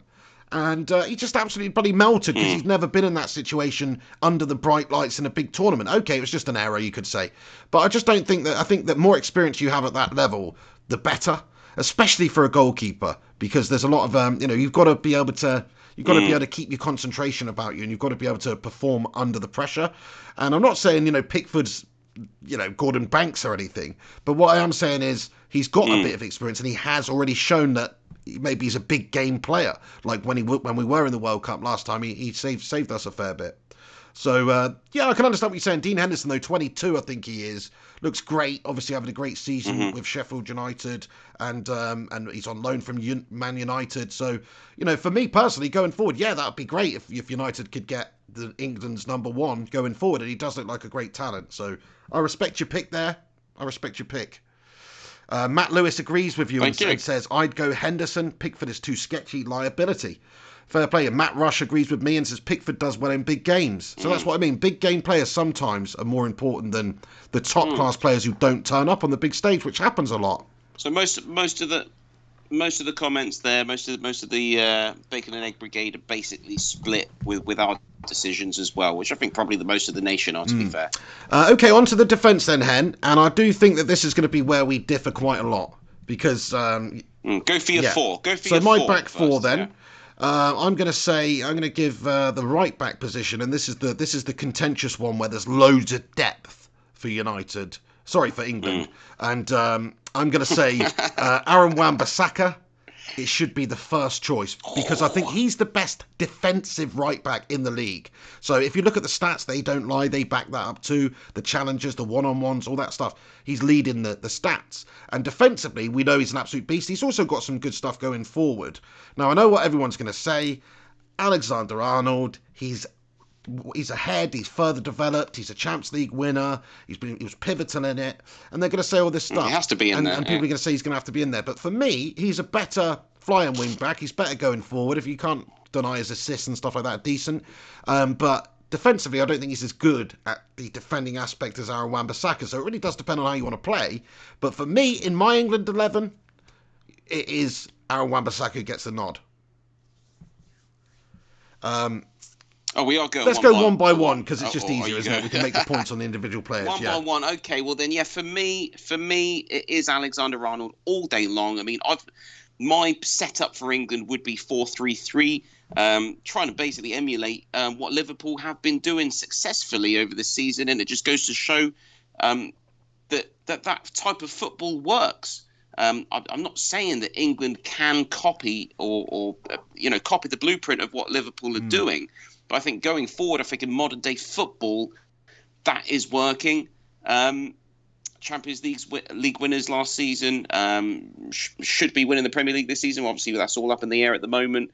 But Alexander-Arnold gets straight in there at right back, statistically fantastic in terms of going forward. He's a great set piece taker.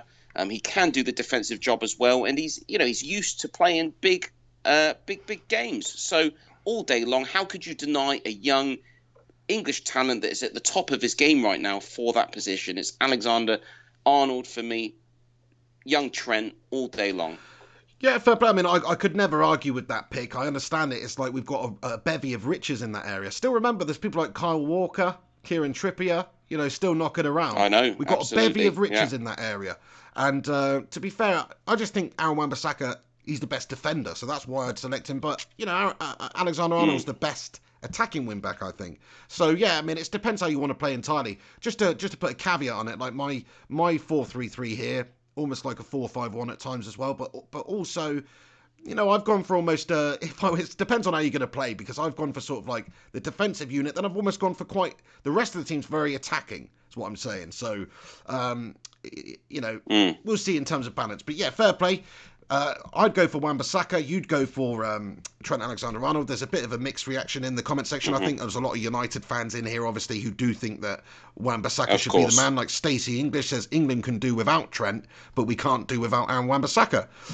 Maybe because he just gives us that pure defensive stability, whereas Alexander-Arnold doesn't so much, and you need that, especially when you've got good attackers like England do.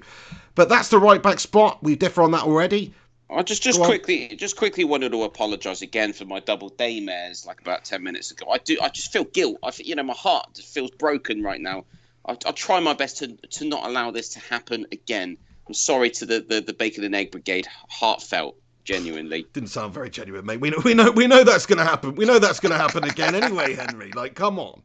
Like, it shouldn't be happening anymore, mate. We've not been doing the show 2 weeks. Don't replace me with Griffo, Chaz, mate, please. Please. Mark Sin, I think, mate. Mark Sin.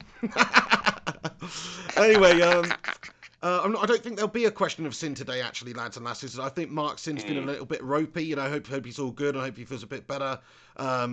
Should be all right for, we're going to do a standalone show. If you're not seeing the question of sin for yesterday's show, that will be today, but I don't think he's around today to do the show. But if you are watching, Mark, shout out to you. Thank you very much for all that you do. Okay, centre back then. Absolutely, get better soon. I mean, he takes a lot of stick from us, doesn't he, Pig? When he comes on, I mean, that's probably really wears him down. So we just need to be a bit nicer to him. I think we need to treat him with more respect. To be fair, Pig, because when he's not coming on, we miss him. Absolutely, don't we? The show's so much better with Mark Sin involved. It really is. The question of sin definitely brings a lot to the table. So thank you for all that he does. And also, what do you guys think? I mean, we've already discussed this, and we're basically going to be doing it, which is a once weekly show, which is just a big pig and the hen quiz, a big question of sin quiz. So it'll be just a quiz episode. So we'll get Mark Sin on the blower, and we'll just do that. Obviously, he'll actually be watching the comments on his side, so he'll be able to decide who's winning in the chat as well, so you guys can all play along and he can interact with you in the chat. And me and the hen obviously will do what we can with the interaction in the chat, but we can't look at the answers. And then we'll do like a full-on, like an hour-long question of sin once a week, like on a Thursday or a Friday or something like that. I think I'm up for it. What do you guys think? I think I'll perform better, because what happens is we end up doing this question of sin right at the latter stages of the show, which is usually when I'm like 4 or 5 beers down, and I'm struggling, mentally I'm just slower. Everybody knows if you drink alcohol, it slows down your reactions, hence why you're not supposed to drink and drive and stuff like that. So you expect me to perform on a question of sin right at the end of the show. I mean, I think this is, a conspiracy in itself to ensure that the pig comes out on top. But so be interested to see if we could just go fresh. To be honest, I could easily... You could just not drink. Do you know what I mean? You could just not drink. You don't have to get pissed out your head like an old fart for every show. Like people who go on Who Wants to Be a Millionaire do not go after having 12 pints of freaking lager, mate. That's for sure. Yeah, it was on too late, Chris Tarrant. What are you talking about? I wanted to be first on. I've been sat here trying to punch my stupid buttons for ages. Brilliant stuff. But no, I think a decent response in the comment section here from everyone. I think people would want to see it. It's worth giving a go anyway, because that, to me, that's the most interactive part of the show. That's when we watch it back and stuff. People are loving it. They love the question of sin. So I think we should make that its own standalone show. And once again, shout out and thoughts with Marky Sin. Okay, centre back. We've done 2 positions, Henry. Let's steam on. Centre back, Slabby Maguire. Okay, he's not had the greatest season, but I like what he did at the World Cup. He's come into his own a little bit recently. He's settling in. He's a Slabby. He's the most expensive English defender of all time. Come on now. He's Slabby Maguire. You've got to choose Captain He's Slabby. Young. Yeah, I've got Slabby in there too. I mean, he's gone through a lot of change in his life in the last year and a half. And he was at Leicester, obviously did a fantastic job there. Goes for his big money signing. You've had managerial change at Manchester United. Manchester United it's been a bit of a volatile kind of place to be in to a certain extent. And Solskjaer's finally instilled some kind of stability over the latter part of the season, and fair enough to him. So, Maguire's been a staple part of that setup, and he's done okay. He's done okay for England. He's young and he's fighting fit. So yeah, we got to go with Maguire. I think we're actually lacking as a nation for experienced, solid centre backs. We certainly are. So I'll go for Maguire as well all day long. I agree. He's got to be in there. Yeah, that is the area of the team I think we are lacking in a bit at the moment, and it makes it more difficult for me to choose my next one. And it is really quite difficult, actually. It does for me too. It's really quite difficult because very difficult. Who've you got? You've got Joe Gomez, who doesn't play all the time for the club he plays for. You've got Chris Smalling, who's doing amazing over in Italy, and he has played for England a bunch of times and has been decent at times, but he's been playing in a different league, and when he was in the Premier League for United, he was a little bit ropey, wasn't he? Who else was the options that we could put as centre back? John Stones, that's a decent option. Well, yeah, but, none of them are that great. None of them are that experienced. That's a problem. So who's yours then? Or do you want me to go first? If I had to choose one, like I said, I'm not happy with any of them. But if I had to choose one, I'd maybe, at this moment in time, just go for Gomez. But only because of one of my later selections. But anyway, you talk about Gomez, yeah. Well, I haven't got much to say about it. I'm not happy with any of my selections, but just because of one of my next selections, I think it would, it might make sense to do that. Yeah. Okay, well, I'll explain my reasoning for going for Stones over Gomez, and I'd want to be honest. I want to see more from Stones between now and 2021. If we were going to go for this kind of lineup, I mean, I think he's had international experience. He's certainly been in the limelight. He's been one of the the big names. End of the day, he's Guardiola choice, but he's kind of gone into to the periphery to a certain extent. And unfortunately for him, I know he's had injuries here and there, but has he ever been awful? No. I want to see him play more. He really needs to kind of prove himself that he is the big name player that he was touted to be. Only yesterday, essentially. But yeah, I could from his England experience, I can certainly see him lining up with Harry Maguire in the centre back position there. So I'm going to go with him over Gomez, just for the fact Gomez has kind of been, he's here and there. Sometimes he's playing right back, sometimes he's playing centre back. Maybe more of a centre back in recent games for Liverpool. But bit part player though, still a bit of a bit. I understand what you're saying, but a bit part player amongst a successful neither is side. Stones, but Stones has got the experience. Yeah, I mean, what I like about Gomez is he's quick. Slabby's not that quick. I think together, those two together, they're the perfect foil for each other. Like one of them's got the pace and there's a big, and the other one's a big unit. And I think together they can work well together. So just to go and dip into the comments to see what people say. Razak said Smalling for sure, partnering him. Stacey says, wonder what happens with Smalling now. Will he stay at Roma? It's interesting. I mean, I do think Smalling, he's had a good season over in Italy, but it's the Italian league. We've got to base it on how he looked in the Prem, I think. Matty Rush says Lewis Dunk. Stacey Thomas says Tamori. Tarkovsky says... I like Dunk, yeah. I do like Dunk. Tarkovsky says good Pepper shout. Red. That's also a decent shout. They're partnering with someone else, do we not? Oh, hold on a sec, mate. Hold on a sec, lads and lasses. Are you still there with us? What do you mean? Oh, we just had some sort of a cut out in connection for a second there. I don't know what happened there. Everybody still hear us okay? That was strange. It just says OBS disconnected and then it reconnected straight away. So hopefully there's no issues. Hopefully you can still hear us. Anyway, yes, mate. What about Phil Jones?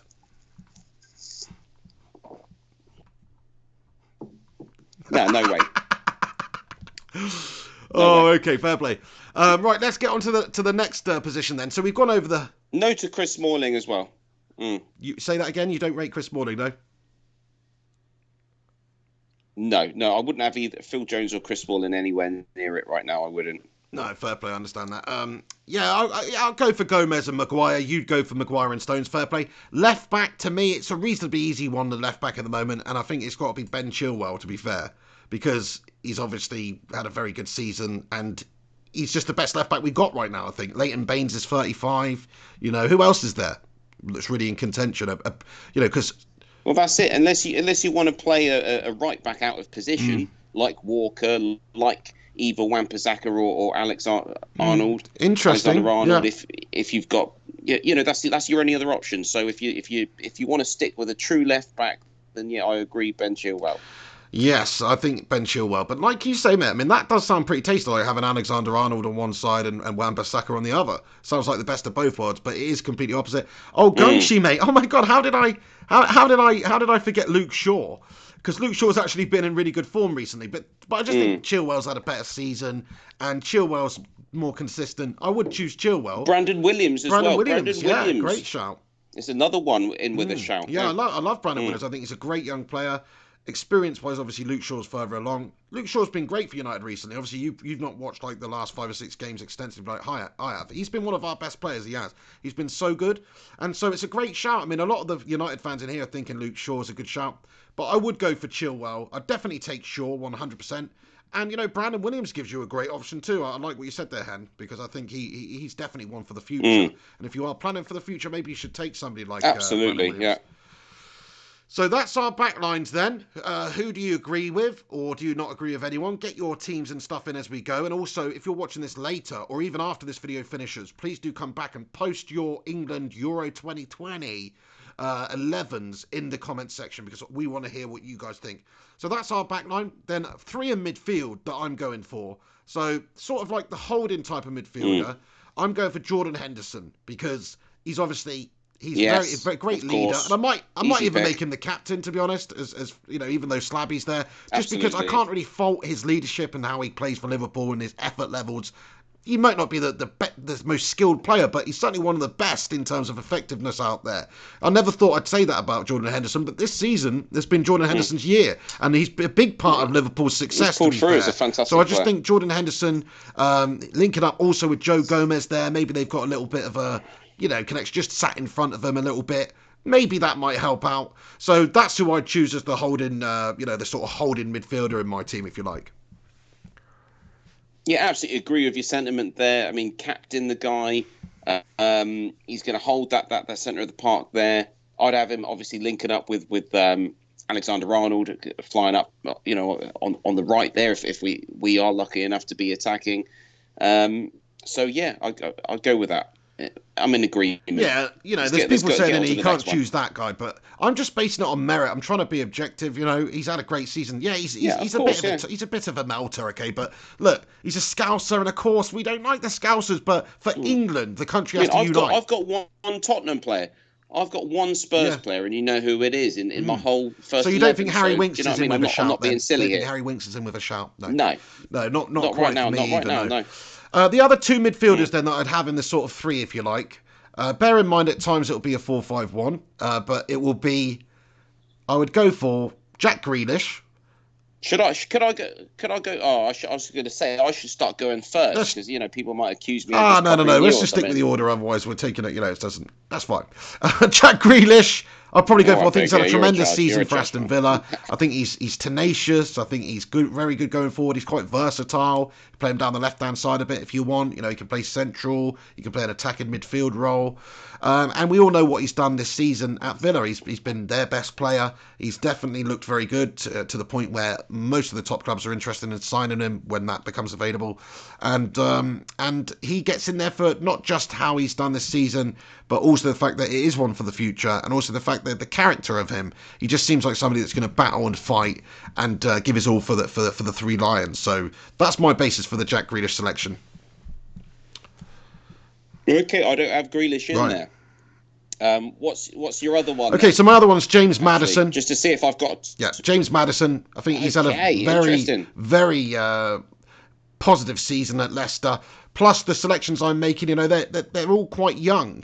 Like in one way, you might think that that's bad, but in another way, I think that they're not dealing with that whole added pressure of the previous generations, and also there's a little bit less pressure on them because they are young. And like you said, Henry, you might as well select players that are going to be playing for the club in years to come, and that will improve over that period. So that's quite a young midfield. You've got Jordan Henderson with the experience, Grealish and Maddison on obviously 22, 23 each, so they're young, but they're good, and they've showed that this season. They're some of the standout creative players, for their clubs in the league. They are good players. I mean, I haven't gone for either of those, interestingly enough, and the reason for that, I think they're just slightly more attacking based than the other players that I've put in my mid 3, because I want more solidity there. I feel like it's it's expecting too much there. So I've actually gone for Oxlade-Chamberlain. I think he's had a fantastic season for Liverpool. I know that he hasn't played week in, week out, but he certainly played a hell of a lot of games for Liverpool. We were talking about the Ox a couple of seasons ago, saying, what's this guy about? Is he ever going to make it? He's good for Arsenal sometimes he's nowhere. I feel like he's really made an impression of himself for Liverpool this season. He has played a fair bit. Done well. He's scored some fantastic goals. And to stick him next to Jordan Henderson is going to give you some kind of, understanding there. And he's used to playing in that middle of the park in a 3 essentially. So all day long, I'd actually go for Oxlade-Chamberlain there next to Henderson. Okay, who's your other player? My other one is Mason Mount. Very young player. Been brought through essentially by Frank Lampard at Chelsea, and it's basically been the standout player for Chelsea in many respects. He's played week in, week out, young, amazing. You only hear great things about him. Again, he can play in that position. like box-to-box midfielder essentially. So yeah, that's interesting. Why So you've done a similar sort of thing to me in that it's not the most defensive-minded. You've got sort of Henderson there, not so defensive, and then you've got a couple of sort of reasonably creative attacking players there too. So interesting. And players who are missing out there. I mean, I think Declan Rice has got to go to be maybe a backup option for Henderson as a sort of holding midfielder. I'm not saying he's going to start or whatever, but I think he should go.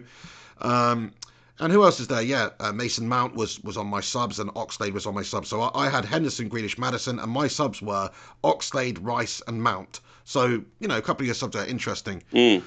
So fair play to you, mate. That's our midfield. Getting on to the forward line then. So can the comments quickly before we go to the forwards? Has anyone come? Stacey English says I'd put really Foden. Through strongly. She put Foden over Mount. Obviously, Man City's Foden. Matt Rush says Ross Barkley. He has looked pretty decent recently. Razak says John Joe Shelby with a smiley face. Shelby's a brilliant player, though. Well, brilliant player. He's actually got a bit of a wand on him. I'd have him on my squad all day long. He's got a bit of a wand on him, but I wouldn't say he's a brilliant player. He looks like Voldemort or something. My son says he looks like Voldemort. Do you know what I mean? When you need a bit of dark magic, you bring John Joe Shelby. That's what I meant by he's got a bit of a wand on him. I didn't mean his foot's a wand, like you say. I meant he's actually carrying a fucking wand because he's a fucking evil wizard, mate. Oh, dear. Pepper Ed says too early for Mount. Interesting. Yeah, not yet Mount, says the Primot. Yeah, I think it's a bit early for Mount as well. Interesting. Matt Rush says Mount not played enough in big games. I agree. I think he's a great star for the future, but he's just not there yet. He hasn't played enough games. So I agree with what the chat's saying there, but fair play. Okay. Get your midfields in, lads and lassons. On to the forward line then. And it's a pretty easy one for me. There's only really one position which, is a little bit like either or. So for right wing, it's got to be Sancho, because Sancho, he's 19, he's already one of the best wingers in the world. He's been absolutely tearing up the Bundesliga. It's a no-brainer for me. It's got to be Sancho on the right. Very, very easy. What about you, Hen, for your right wing? I don't have him there. I actually have Sterling. You've got Sterling there over Sancho. I actually have Raheem Sterling right up there. Interchanging with my other guy that's going to be supporting my guy up front that who it is, right? But yeah, I'm going with Raheem Sterling. He's got because you have to keep some sort of consistency. Sterling is a good player. Yeah. He's very, very good. Not all the time, but he's undeniably pretty damn good. Experienced. Southgate's worked with him. Staple part of the team. Sterling all day long. He's in that attacking setup for me for England for sure. I know what you're saying. He does interchange, but he plays more on the left for City though. But I know what you're saying. You can play anywhere really. Fair enough. I mean, it's an interesting point. I would go for Sancho just because I think if you look at the stats, even though Sterling's proven in the Prem over the last few years and always is great for England and absolutely bossing it, Sancho's just. This is what I mean. He's got to be there for me. A goal a game. He's something else. So okay, it remains to be seen if he can do that with England on the international stage. Let's not forget he's doing it in the German league. Sancho's Dortmund. Right there, but he's my super sub. He's doing it over in the German league for Dortmund, one of the best teams in the league. So, but still, he's 19. It's amazing how good he is. So Jadon Sancho for me. The striker then, I mean, it's easy. It's pretty easy. It has to be Harry Kane. He's just a goal machine. So it's got to be Harry Kane. Plus, I like the way he complements. I think he complements. That's it. Let's move on. I think he complements the other players that we're choosing very, very well because they're sort of pace merchants and he's more of your traditional sort of centre forward there. So Harry Kane, we've both selected him. On the left-hand side then, I'm going for Raheem Sterling. And this is going to piss a lot of people off in the chat because I know you want me to say Marcus Rashford. Are you serious? I am, yes. I am. That's kind of messed up. I've got Rashford. I know you've got Rashford. I've got Rashford. Are you serious? Hey, look, what I will say is... How could you not have Rashford hold on. What I will say is, hear me out, lads and lasses, okay? Hear me out. What I will say is, it doesn't really matter. It's either or. Do you know what I mean? It's either or. And I'm looking for who's done what more for England. And I must say, over the last couple of seasons, I think Raheem Sterling's been pretty damn good for England. And Rashford, he scored the odd goal here and there. but he's not done so much for England. So that's what I'm basing it on. I'm basing it on experience and performances for England. Now, before Rashford was injured, he was... Just drop Sancho. Drop Sancho. You can't drop Sancho. He's the best player. He's the best formed player out the whole squad. He's 19 you can't years drop Sancho. old. Sancho's the first name on the team sheet right now. He's a super sub. No. Sancho's a super sub. He comes on and outplays Rashford or Sterling. Then he's in the team. But to begin with, we start with Sterling and Rashford and Kane. Of course we do. No, I disagree. That's I mean, me. you can't... Sancho, to me, is one of the first names on the team sheet because of how effective he is. You probably don't watch a lot of the Bundesliga. I don't either. But I do watch clips of Sancho, and I see him absolutely tearing people to shit. And I watch some of the big Champions League watch-alongs and stuff. But we haven't seen he's enough bloody of him. Class. He's Bloody England, class. Have we? Now, look, either or, really. How much have you seen of him playing for England? Yeah, a few games, not a lot, but he's always looked good. So, I mean, but in the same way that people were saying Mason Mount is too early to stick in midfield, I mean, I'll use that same argument. It's too early to stick Sancho up there. I'd have Mount over Sancho right now in the setup because I think Mount's more ready for it in terms of playing. I couldn't disagree Premier more League about Mount and Sancho. Sancho's doing it at a top-flight club, week in, week out, performing, obviously has all the talent. He's not only performing, though, like Mason Mount's performing. But Jadon Sancho is ripping it up a la a Cristiano Ronaldo, a la a Lionel Messi. You're talking about those are the stats that he's putting in there this season. And he's 19. So how can you say that the best form player out of the whole England team right now shouldn't be in there? He absolutely has to start. I wouldn't start with him. I'd start with Sterling and Rashford. As soon as either of those two are just not really cutting things, you stick Sancho on and you give him the try. But for me, he's still 19 years old, despite his stats in the Bundesliga. You don't stick him in right now. You do not do that quite yet. But he's our card up our sleeve that we bring along to the tournament. Yeah, fair enough. I mean, it's not what I do. I'd rather Rashford or Sterling was that card coming off the bench, But so what I'm saying is Rashford or Sterling on the left-hand side, it doesn't really matter. Take your pick. I mean, Rashford's injured at the moment, so that's another contributing factor to why I selected Sterling. But if nobody's injured, it is a toss of the coin for me. I think Rashford's better in terms of, finishing. I think he's better in terms of, vision-wise and stuff like that. But I just think Raheem Sterling, he's turned into one of the best flying wingers, in the world under Pep Guardiola.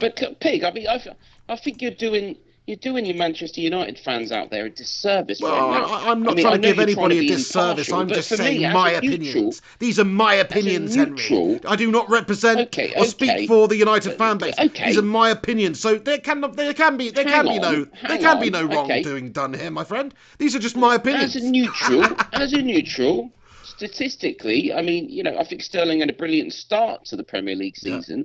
But if you look at the season as a whole, Rashford has been brilliant. Incredible. I know he's been injured of recent time, but other than that, he's been more consistent than Sterling. I know, but what we were talking about is not the Euro 2021 squad, because we'll have to look at that then. It was the Euro 2020 squad, effectively. Now, sure, you could say if these players are fit by then, which they might have been, but I also am factoring that in. I'm factoring in it that Rashford would have been coming back and not had very much time. So it's probably unlikely he'd have been able to recapture the form. If you're going on form alone... I didn't know we're doing 2020. Yeah, but Kane might not have been back. I'm doing 2021 squad. Oh, right. Here. I'm talking about, what if I had to make a decision right now, based on what I know now, then this is the squad that I'd be promoting for 2021. I don't even want to talk about that because I just think it's so far away that things, there could be a new talent burst on the scene. We've seen players go in and out of form massively as well. Like but we can only work with what play we their know way now, out of can't we, form. Peg? Yeah? So we'll have to see. But yeah, I was just thinking about if it was to take, if it had taken place, that's the sort of thing I would have chosen. But yeah. Well, this is why I said John Stones needs to have a bloody good season. Right. Yeah. I said John Stones because I think he can do it, but I want to see more from him between now and 2021 to solidify his centre-back position next to Harry Maguire. Yeah, no, fair play. I mean, it's open for debate, isn't it? Nobody's going to agree with us in there. Some people are disgusted that I said Sterling over Rashi, and I understand, Well, listen, Rashford's had the better season out of the two. Rashford's got 14 league goals. He's had the better season. But I was talking about it from a point of view like, the Euros this summer. So there's no point even discussing what squad we're going to have next year. There could be a whole new player on the scene by then. Mason Mount could have established himself as the best creative midfielder in the league by then. Who knows? They're so far away. This is what I mean. This is why I based it. This is why I based it on next year. I think Mason. Well, if you're basing it on next year, though, why is Sancho Henderson not starting, mate? And Oxlade-Chamberlain for next. Why is Sancho not starting if you're basing it on next year? He'll be 20 then. Because there's no reason that Rashford and Sterling will not continue to get better players too. Become better players too. Fair enough. But the best player out of the three of them right now is Sancho. Hate to say it, but it's true. Sure, I mean, in my opinion, just if you look at the stats, okay, he's playing in the Bundes. The Bundesliga is easy. It's easier to rip apart the Bundesliga if you're a very, very good striking player. Look at Aubameyang. Yes, he's doing very well in the Premier League, but he looked better at Dortmund. The Bayern Munich, the Bundesliga does not have the strength and depth of the Premier League when it comes to strong, gritty defences in the lower echelons of the table. Yeah, you might be right, but at the same, I don't think it's as big a gulf as it was a little while ago. I do think that the top clubs the top leagues around Europe now, they're starting to get there in terms of the depth of the Premier League. Like, I think the Premier League's had a bit of a fall off the last couple of seasons. I'll be honest. There's a lot of clubs in transitional period. Champions League final, Liverpool and Tottenham Hotspur. And the other Premier League teams did very well as well in the last Champions League. I mean, what else are we going to base it on? Jose Mourinho gets you the Europa League title with Manchester United like about a season ago or whatever. So those are because of your dodgy freaking piss poor Wi-Fi connection. You probably didn't hear what I actually said, because what I said was, the point is, the depth-wise, we're not as we haven't done well depth-wise in those competitions. We've only got of course Liverpool are the Champions League holders, Henry. Of course, I'm not saying we don't have some teams that are capable of it. What I'm saying is, if you go back a few years ago, I think our 10th place team beats the 10th place team in the Bundesliga every single day of the week. But now I don't think that's the case. But that's just my opinion. Who knows? So you think Everton and Arsenal won't beat 10th and 11th place of other leagues? Well, I mean, if you look at what happened the other day, Liverpool got knocked out by Atletico Madrid, who are 6th in La Liga, okay? And they knocked out... Yeah, that's like pretty much like one of a handful of games that you can count that they've lost all season. So what does that mean? That means nothing. No, it means that the 6th place team in the Spanish league beat the 1st place team by 25 points in the Premier League. That is a valid point to make in this situation. What I'm saying is, if that can happen, then why can't the 10th place mid-table side in Germany beat Arsenal or Everton right now? And Arsenal or Everton are not the best examples either, Hen, because really they're top 6, top 7 sides that are just at the moment maring. But if you're talking about, I don't know, who's mid-table at the moment? It's like I just think Germany, La Liga, they'll give us a good game right now. You can see that by the evidence of some of the results that have happened this season. I have to disagree. I think Sheffield United, I think Wolves would give anyone a run for their money in terms of teams across Europe in similar positions. Wolves definitely would, yeah. But you're talking about, but compare Wolves to what? Wolves are 6th, 7th, are they? Will they beat Atletico Madrid, who are 6th in La Liga? I don't think they would. I think Atletico smash them up every single day of the week. So it depends which club you're going to pair them against, and it really does. So, fair enough. Yeah, but obviously Atletico have had a terrible domestic season. That's what that comes down to. Doesn't matter. They're still 6th in the league. Madrid, Barcelona, and Atletico. Yeah, but they're still 6th in the league. It doesn't matter. They're just not that great. Doesn't matter. Okay, put Atletico against Arsenal right now, who are a much better side than their position actually shows. They'll smash up Arsenal as well, probably. You don't know that, but odds-wise, they would. But odds-wise, you've got and you're right. I'm being a bit naughty there, because really Atletico is a top 4, top 3 Spanish side, but they're not this season. Top 3, yeah, but they're not this season though. So it is valid. It is valid. But they're just having double day mates. Yeah, that's why. having double day mates. Right. Okay, we better get on to the next part of the show, Hen. To be fair, I think we'll just do this. There's no question of sin today, so we'll do this part of the show, then we'll wrap up this video. Let's go on and do it very, very quickly, because this has been actually going on for 2 hours now, Hen, and we're running out of time. So Yeah, let's Already? get through the show. Bloody Thank you to hell. everybody that's joining in. You're a bunch of bloody legends. Appreciate you getting in here. Oh, hang on. Let's play the theme tune. So it's time now for the Pig and Hens Melter of the Moment. Pig and Hens Melter of the Moment. The Pig and the Hens Melter of the Moment. What a melter! Okay then, so it's time for the Melter of the Moment. I'll give it to you this week, Henry, and let you do your Melter of the Moment. Okay, my melter of the moment is still the same melter of the moment that because we did an Oh, you can't have that. You can't have the same one. I purposefully chose a different one. Well, hang on a second. Hang on a second. Because I'm going to update it. But as far as I'm concerned, when it comes to the Pig and the Hen show, we have one melter of the moment a week because otherwise it's too negative, isn't it? I don't want to be picking out melters of the moments like 4 or 5 times a week. Do you know what I mean? So I'm going to stick with the same one. Between last Wednesday and today's scheduled Pig and the Hen show, my earlier announced melter of the moment was the EU, and that remains the case in terms of their decisions when it comes to trying to restrict movement, to try to dampen the spread of the coronavirus. But I have to apologise. I think yesterday I kind of incited that. Or I believe that they were actually stopping movement of people within the EU. That's actually wrong. I believe that's wrong. That still only applies to countries that have made those decisions themselves.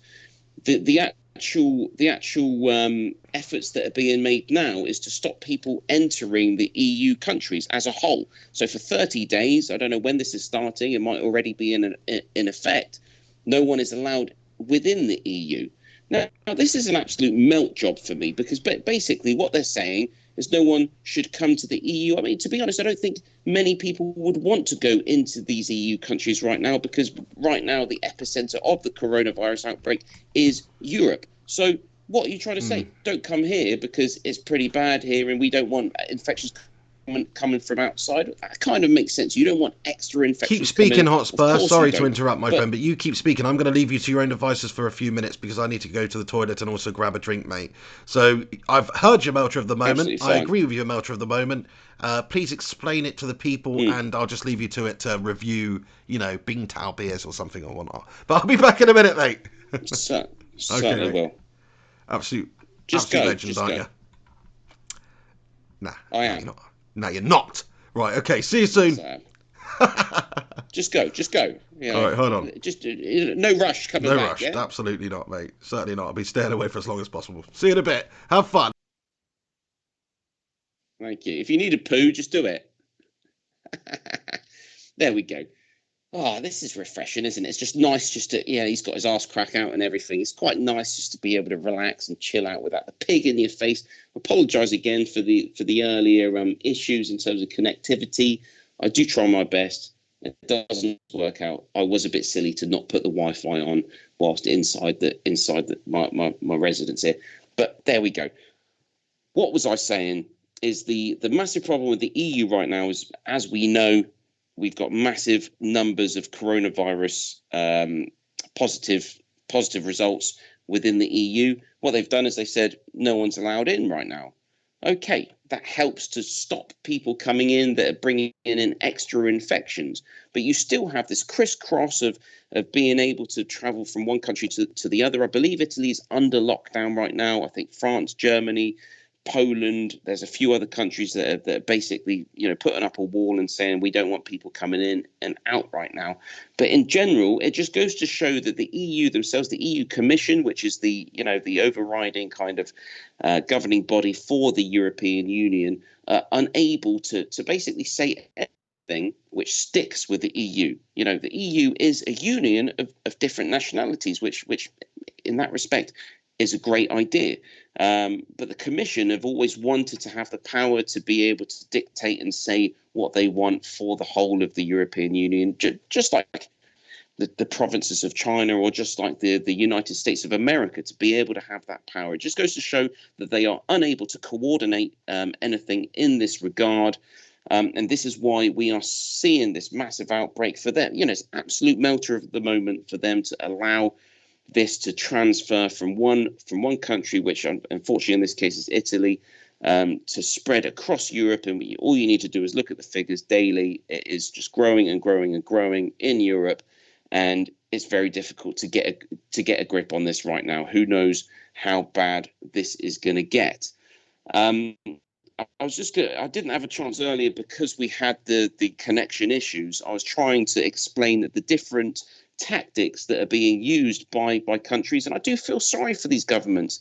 It's very difficult to actually come up with the right strategy. You've got to listen to your scientists, you've got to listen to your economic experts, you've got to protect your people, but you've also got to protect the stability of your nation. So they've got to take all these different aspects and work out what is the best way forward. Now, as we know in China, it hasn't necessarily been test the whole population, but what it's been is, if you're suspected or if you've of contracting the coronavirus, or if they know that you're someone that's been in the vicinity of someone else that has contracted it, then you're going to get tested, and if you are positive, then you are then going to be hospitalized. Simple as that. Every single person that is tested and is positive is hospitalized, and it's all about backtracing the people that have come into contact with this. That is the tactic to suppress it as much as possible. Now, South Korea is similar, but it's a little bit different. They're actually concentrating on getting their testing as good as they possibly can. So they're testing as many people as they possibly can.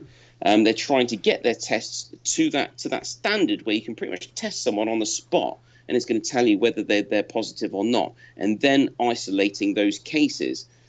So for them, it's all about the testing in South Korea. Now, in Europe, especially in Germany and the UK, it's more before the WHO, before the World Health Organization kind of kicked off and said, you guys need to be testing as many people as you can. Actually, the ideology was, we're not going to bother so much about testing. We know this stuff's out there. It's going to infect people. So it's more about a national strategy of protecting the weak and vulnerable, keeping the economy going, and allowing this thing to basically taking it on the chin, like Boris Johnson said.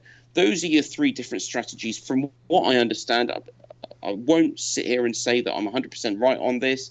That's just my understanding. You may disagree with me, but we're all going to see, how these things are helping these nations within the next weeks or month or couple of months. And hopefully we can learn from each other as countries of the world to fight this absolute scourge that is affecting us all right now. Top man, Henry Hotspur. So that was Henry Hotspur's melter of the moment. I'll listen back to it, but I agree on the EU anyway in general. Now it's time for mine. Pig and hen melter of the moment. The pig and the hen melter of the moment. What a melter! Do you know what? My melter of the moment last week was Boris Johnson. I didn't want to choose the same melter of the moment this week. And I've really struggled to come up with a melter of the moment this week, to be fair. But in all honesty, I did have a melter of the moment, but I have since changed the melter of the moment to Henry Hotspur for just his general melterish nature. Do you know what I mean? I'm talking about in the quiz yesterday. I'm talking about this piss poor connection that we've got. It's 2020. We're trying to do a show here. Stick a cheeky little Ethernet cable into the router. Problem solved. Do you know what I mean? He's got a computer there with a webcam built in. Pop on that. Wired connection. But no, it's 2020, but we're still acting like we're in the early stages of this show. So there you go. My melter of the moment is Henry Hotspur. Oh, look at him. But anyway, to be fair, I did have a proper melter of the moment. I just changed that in show because it's justified. But anyway, look, the actual melter of the moment that I was going to choose this week is football related. It's Ronaldinho. You know why? Because you're talking about one of the best players to ever grace the game. You're talking about a World Cup winner. And he's currently in a Paraguayan prison at the moment, playing football in, Mean Machine style here, or the longest yard style here, against inmates, to win the prize of a smoked pig. And this is Ronaldinho, one of the greatest Brazilian legends of all time, caught sneaking into the country using a fake McLovin-esque ID passport, fake ID passport. I mean, oh my days, Ronaldinho, what has happened? What has happened to one of the greatest players to ever grace the game, honestly? I think he's absolutely melting at the moment. What's he doing? I don't even know why he's sneaking into a country with a fake passport. What has he done? What is not? What's stopping him from having this free travel? Is he some sort of a wanted criminal in his homeland or something? Maybe there's something I missed over the years. I don't know. But what I'm saying is, crikey, Ronaldinho, he's in prison. By the way, he played in a game against some inmates, one of the sides, and his side won 11-2. And he scored 5 goals and assisted the other 6. As you would expect, because he's Ronaldinho, for fuck's sake. Do you know what I mean? That's absolute madness. Yeah. I don't know the backstory. There's obviously more to that story than meets the eye. I'm sure if he'd looked after himself, if he'd continued a career in football, obviously not as a football player. I'm not saying every ex-football player has got the ability to go into management, but most are able to still make a living from media, etc. And if you're careful with the money, and I'm sure Ronaldinho surely should have made a good bit of money in his playing career. He should be able to look after himself. So obviously, thing is, money and fame doesn't always look after your mental psyche, unfortunately. I think that's what's happened with Ronaldinho, mate. He's 39 now. He's there wasn't many players globally that were as marketable or even as likable as Ronaldinho. Like, as a player, I just used to love his attitude. I used to love he played with a smile on his face. He's always seemed like a nice guy, Ronaldinho, So it's not that. I just think he's gone down a bit of a bad path. Like, there's a video of him in Colombia recently as well, where he's partying literally with a couple of like hookers on his shoulders and stuff, and he's just got white powder all over his face, and he looks fucked. Do you know what I mean? So he's obviously living the life, but I don't think it's doing him any good favours, to be fair. Another thing you've got to remember is a lot of us, I'm not going to speak for everybody here, but a lot of us, we experiment when we're young, don't we, when it comes to sex, drugs, rock and roll, etc. But a lot of these professional footballers never get the chance because when they are in their teenage years, their early 20s, what do they have to do? They, just like Michael Jackson, they have to perform. You know what I mean? From that young age. And for some of these guys, they probably get to the end of their career and they kind of feel like an emptiness, like they missed out on just being themselves and doing what experimenting and doing what the hell they wanted to do. And I guess some of them just go off the wall. We look at George Best, we look at Gaza, we look at Darren Anderton to a certain extent. There are players out there that are kind of at the end of their careers I know they're all different, but they're all human beings. Hushoo!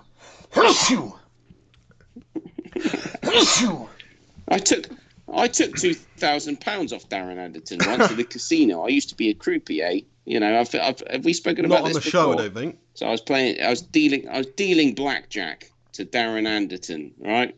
Sick note. That's what we call him in the UK, or we did back in the day. And I took money off him, but he was a nice enough guy. He was all right. Do you know what I mean?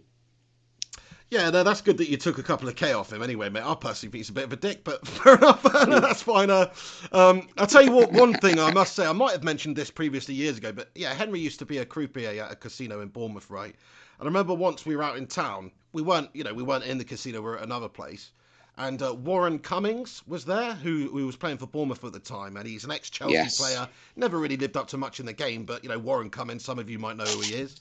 And he's a footballer. And anyway, he saw Henry, and obviously Henry's obviously croupiered for him at the casino, right? So he said, "Oh, Henry, how you doing?" or whatever. Henry spoke to him for a sec, and Henry was with us lot. Really? Yeah, I can't remember this. Is that what he said? Henry was with us lot, and we were just like, "Oh, right, man." And then Henry turns around and starts talking to someone else and just walks off because he thought the interaction was done. And then Warren Cummings just turns around and goes, "Oh yeah," and there was no Henry Hotspur there to be seen. He just pied Warren Cummings right off. It was fucking hilarious. What can I say? But the thing is, anyone listening to the show right now probably doesn't know who Warren Cummings is, and that's the attitude I had with him at the time. No, I'm joking. Fair play to Warren Cummings, Bournemouth player back in the day. Respect, mate. Who else have I've seen David James come to the casino back in the day. Obviously, together with yourself, I believe we saw Rio Ferdinand. Were you with me when I saw Rio Ferdinand? Yeah, we bumped into Rio we Ferdinand. We walked past him, and one of our mates said, they smashed Southampton up. Yeah, after the Southampton game, good game today, and he says, "Cheers, lads." And we're all coming in our pants at the tender age of like. Well, 18, Rio 19. is an absolute hero, especially especially to United fans, but certainly everybody knows Rio. He's an England legend, so.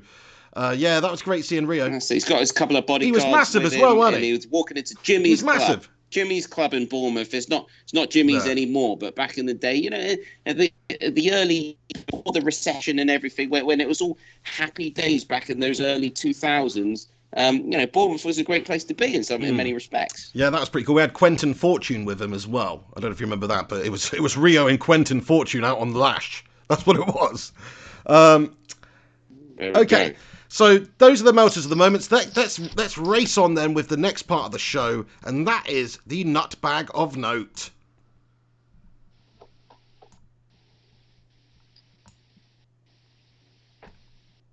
Doesn't appear to be playing. All right, nutbag of note. Nutbag of note. Nutbag of note. Nutbag of note. Nutbag of note. Nutbag of note. Nutbag of note. Nutbag of note, nutbag of note, nutbag of note. Over to you, Hotspur, for your nutbag of note. My nutbag of note, I've actually forgotten her name. I know it's terrible. It's obviously not someone that's in the public eye. I think her last name's Haller. Julie Haller. I've probably got it absolutely wrong. But this lady, 43-year-old manager of some kind of like a small-time tech company or something or other, she is the first person, as far as I'm aware, certainly in the Western world, to undergo the first trials of a vaccine for the coronavirus. Okay, it's happened in the USA. She's been injected. She's due another injection, I believe, in a few weeks' time. Ropey connection. Ropey connection. Ropey connection. Okay, can you hear me? Ropey connection. Abel, is your phone charged now? Can you move somewhere where it's not a ropey connection? Trying to do a show here, mate. Well, I can try that. I can do that. Let's try that. Okay, because we'll be wrapping this up very, very soon, I don't want this to be a full-on close encounters of the third kind debate or anything. I'm going to let you have your say. And then we're going to have to wrap this one up late, so... Okay. Right, that's way better, mate. That's way better, yeah. 100%. That's way better. There we go. I mean, that spot is obviously just not I just couldn't hear you properly at all. This lady is something Haller. I think it's Julie Haller. I don't know. Sorry, I've had double daymare. I can't remember her exact name. But she's 43 years old. She's works for some sort of tech firm in the US. She's been the first person, as far as I'm aware, to receive the trial vaccine for coronavirus. Fair play to that lady. I mean, yes, she's getting paid a little bit, but I don't think it's extortionate amounts.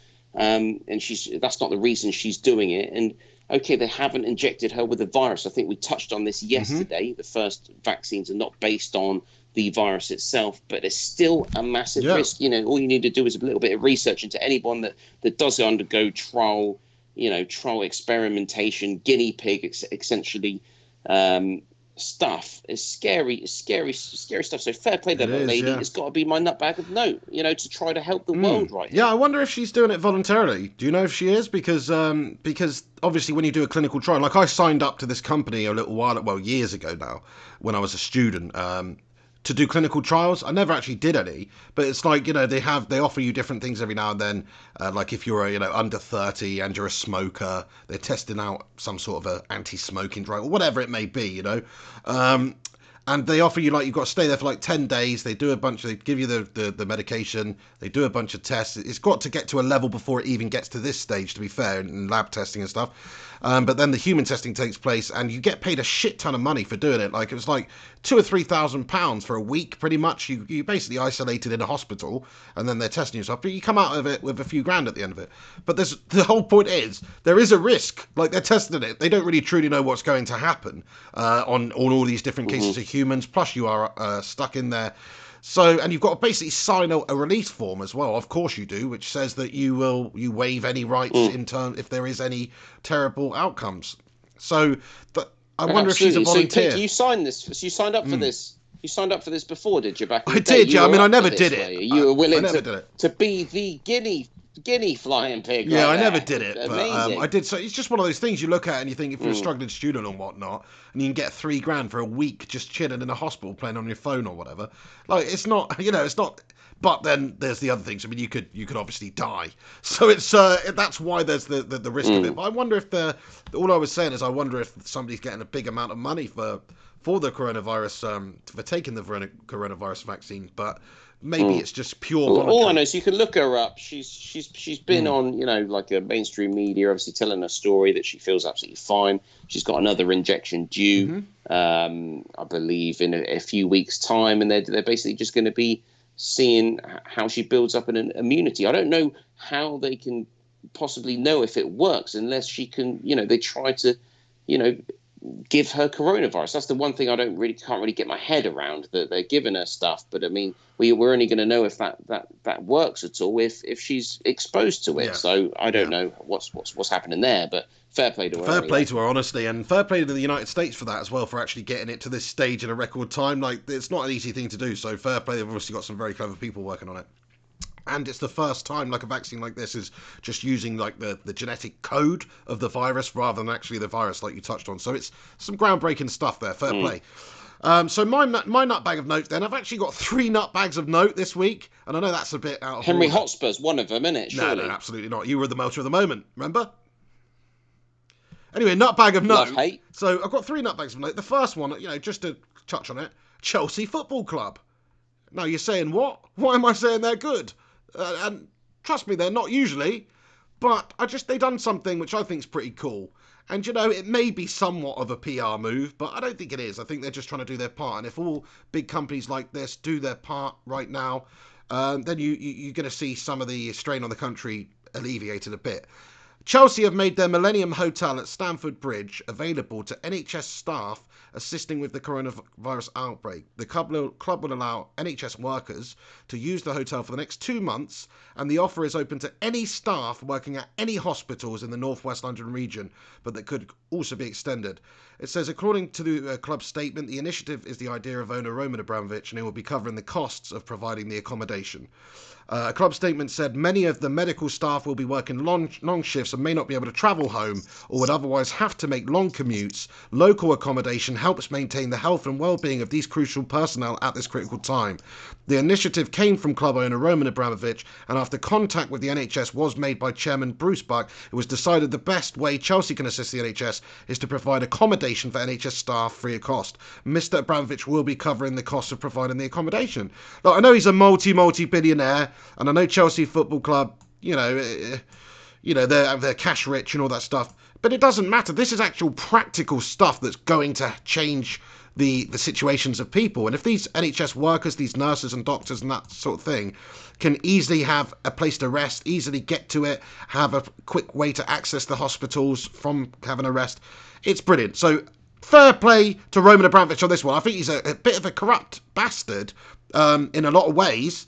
And there's some dodgy stuff going on. Russia, government, Putin, all that. It's all a bit, there's some stuff you look at his past. He's not clean of wrongdoing is what I'm saying. But I'm saying right now on this one, Chelsea, maybe it's a PR move, but Chelsea, Abramovich, covering the costs for NHS workers, I think that is a worthy nutbag of note moment. Fair play. Fair play. Yeah, I would agree with that. Yeah, massive fair play to them. Also, Pornhub, the providers of porn. I'm going to go for a piss now. I need a piss. Okay. I don't need so the other thing that you mentioned Pornhub. Anyway, this is just a joke one, obviously. But Pornhub, apparently, they have made Pornhub Premium free in Italy, where obviously the country is on lockdown, and some of the other countries where it's on lockdown. And so where there's a lot of Italians, and we all know Italians are red-blooded. Do you know what I mean? There's a lot of them stuck at home right now, maybe self-isolating right now. I don't know. All I'm saying, if they've said to the nation of Italy, don't worry about the old premium Pornhub, we've got your backs. We've got you covered during this time. Do you know what I mean? So what I'm saying is, maybe get a cheeky little VPN, set that bad boy to Bologna. Oh my days! No, I'm just kidding around anyway. But that is apparently true. You know, Pornhub have offered the premium subscription for free to Italy. I find that awesome. Fair play to Pornhub. Great PR move as well, because I'm talking about it. And look, you know, just the porn's not for everyone, whatever. There's some ladies watching too. I'm just simply saying, I think it's a nice gesture. Do you know what I mean? Nice gesture from Pornhub. Italy's going through some stuff right now. They're on lockdown. Pepper Red says, Italians talk with their hands. The Don says, you'd enjoy that. I mean, who doesn't like free premium porn? That's all I'm saying. It's not about enjoying it. It's just about having the option. Anyway, no, I'm kidding around. I'm just saying, I think that's fair play to him. Get Busy Living says, great idea. Turn everyone into a sex addict. I don't know if it will turn everyone into a sex addict, but to be fair, most people are going to be at home with their families right now anyway, but certainly, I just think it's it's a nice thing they did there. Gungshi says, pig with a smiley face and a United crying faces. JP said, someone scared Rachel off. Oh no, hopefully it wasn't me talking about Pornhub. Nightmare. Crikey, yeah, we've gone a bit over laddish, haven't we? Sorry, Han? What's happened? So why have you got 3 nut bags of note? I mean, surely a bag should only have 2 balls in it anyway. This one's like it's a bit much, isn't it, It's a bit much. This one's sort of like almost like an alien nut bag. Do you know what I mean, this week? But anyway. Very much so. You know, like some people have got 2 penises and some people, maybe there's somebody out there with actual 3 proper full-on testicles. So we're going for them this week. This one's for you guys out there with the triple sack. I know Pornhub has done something towards coronavirus. Is that what you were talking about? Well, apart from the fact there's a lot of coronavirus porn going around, I sent you that screenshot the other day that somebody sent me. Like people actually making porn out of coronavirus, scenarios. That's a bit weird. That's strange.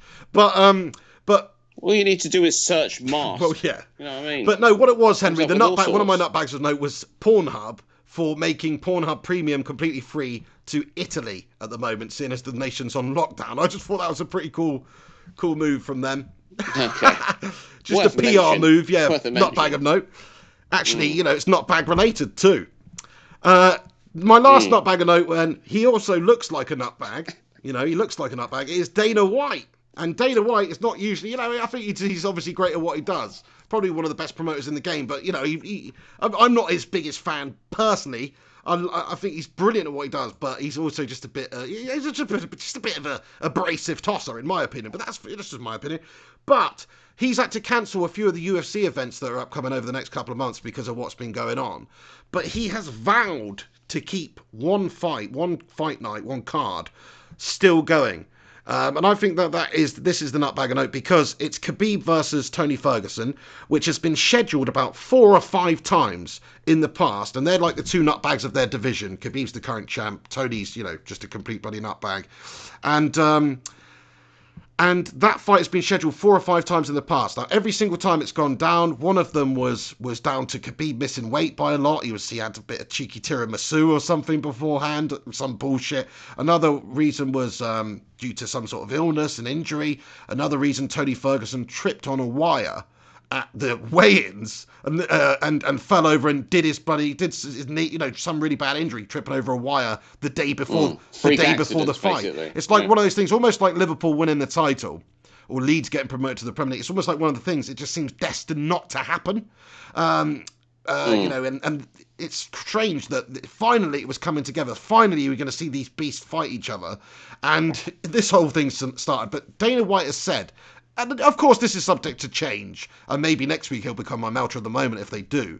But he has at this stage said that they absolutely are going to host that event still, and it'll be televised, and it'll be Khabib versus Ferguson. They're not doing it because of what's happened in the past.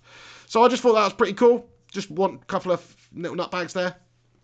But behind closed doors. Well, yes, it would have to be behind closed doors. Yeah, I mean, they were going to go ahead with all their other events because Trump put something into place. People with less than 50 events with less than 50 people are still okay. But recently they've changed it to 10, I think. So what they were going to do is have the crew and the fighters and the ring, the corner and all that stuff still there. But because they changed the laws, it's just not really feasible to do that at all. But he has said that fight's going to go ahead, so I just thought that was pretty cool. That's all. So those are our nut Cool. bags Well, of fair note. play. Well, I mean, in future though, just try to have one nut bag. Yeah? No, I'll just, at most you know, two. At most two. I mean, three's a bit much. Three's a Go bit on, Pig. much, but Go do on. you know what it was? Is I was really, really struggling with the Melcher at the moment, but I could think of loads of nut bags of note, so that's all it was. So it's a triple sack this week, and to be honest, Hen, I don't really care, mate. That's it. I've decided. we can have two, you can have three, you can have as many as you want, as long as you don't spend too long talking about it. Right, okay, there we go. El Kukui, he's my pick, by the way, which is Tony Ferguson. Nice one, Pepperhead says, come on, El Kukui. Yeah, what a strange and enchanting individual. Right, okay, the last portion of the show then, let's make it a quick one, Henry Hotspur. It's time for Close Encounters of the Third Kind.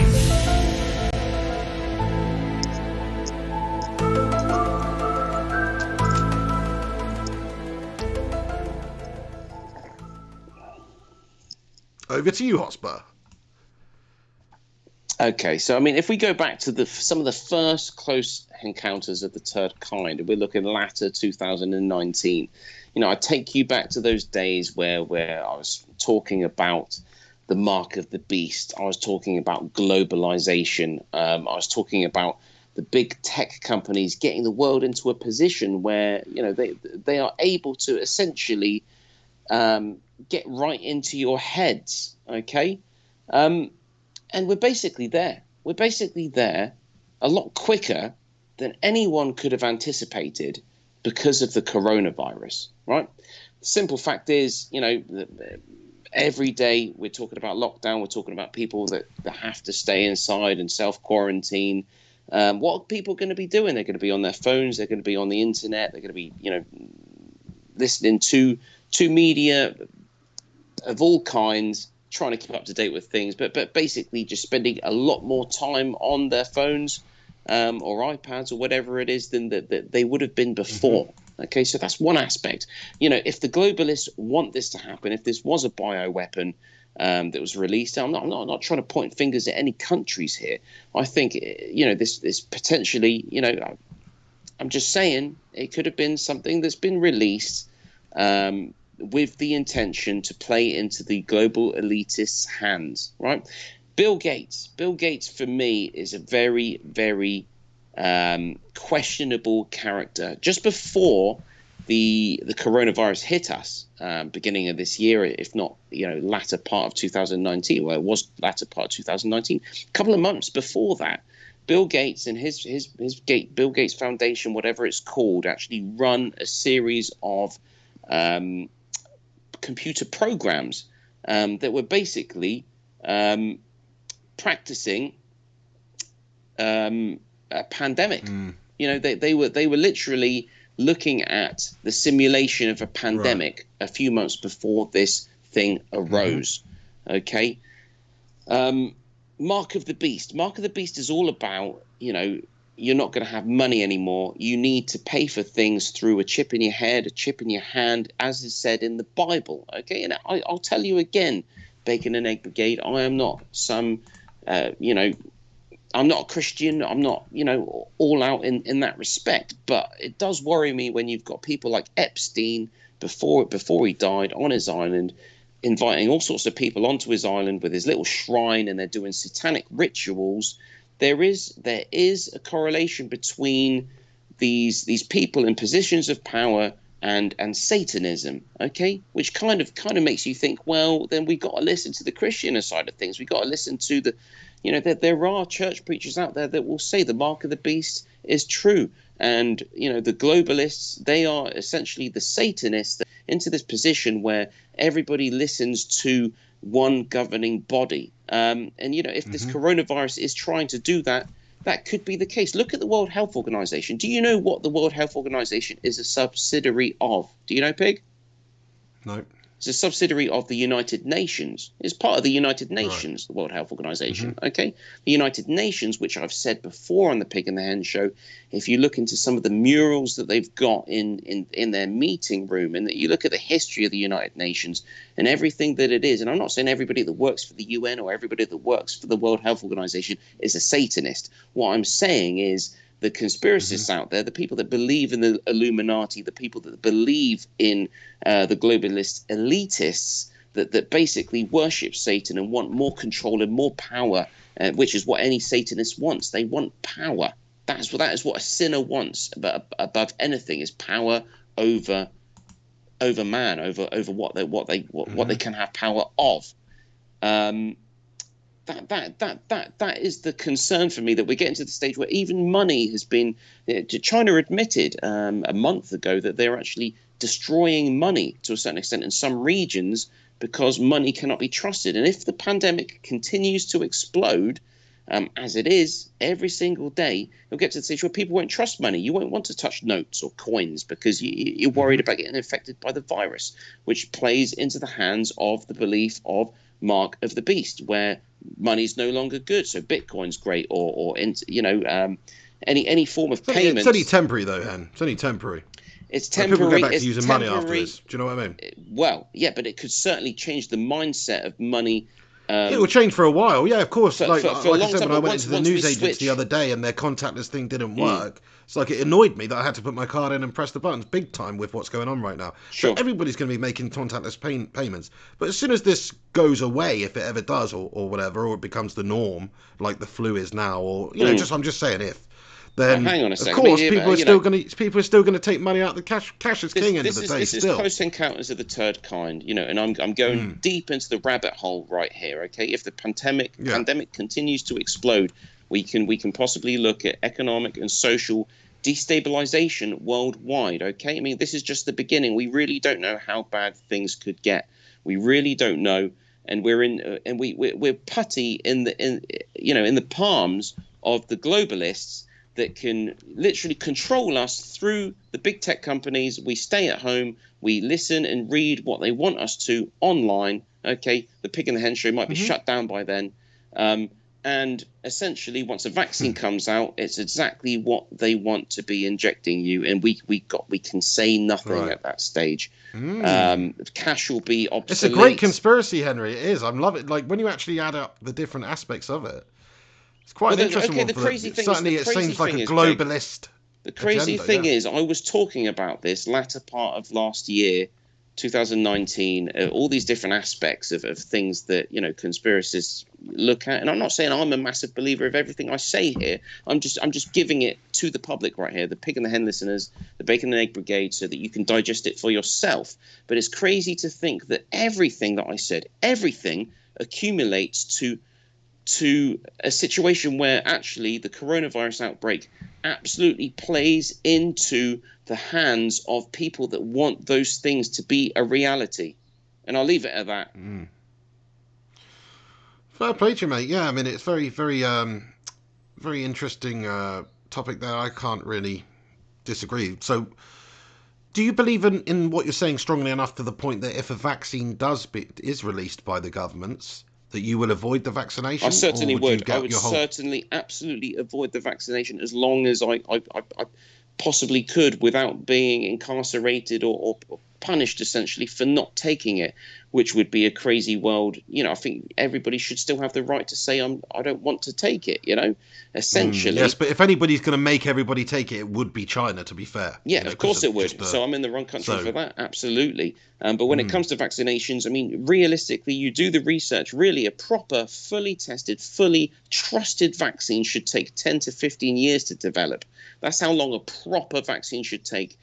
Yes, vaccines have been developed quicker than that, but my massive worry is that governments will just sign off the declarations to allow big pharmaceutical companies to say we've got it, we're ready for mass distribution, but we just need the governments to sign it off and say, look, if it doesn't work out, then you've signed it. That will happen because of desperation to stop the pandemic, and it's scary times. It's scary times. We're rushing out. Yeah, it's another thing. Who knows? It's another. If you look at how much money is pumped into the government by these pharmaceutical companies, and a lot of dodgy dealings behind closed doors, it's talking about some of the most influential industry in the world is the pharmaceutical industry in terms of political effects, right?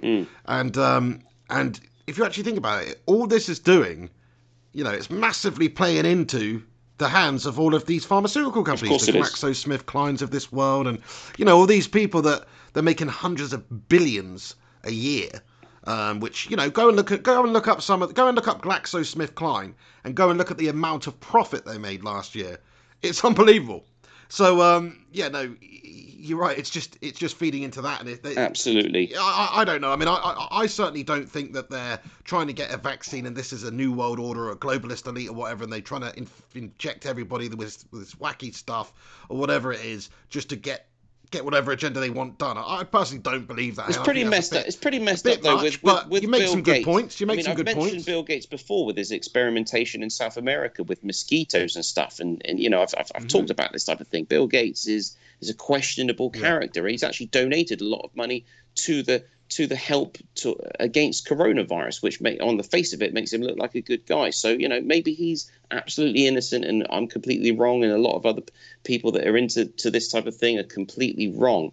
Last thing I want to say is, please do, lads and lasses out there, if you do contract coronavirus at some point, then please do the research in terms of natural remedies. And there's a lot of information online that can actually point you in the direction of things that will help you if you're suffering from coronavirus. Now, I don't want to be an advocate of this, so to speak. I don't want to sit here and say, I know this is going to help you, or I know that's going to help you.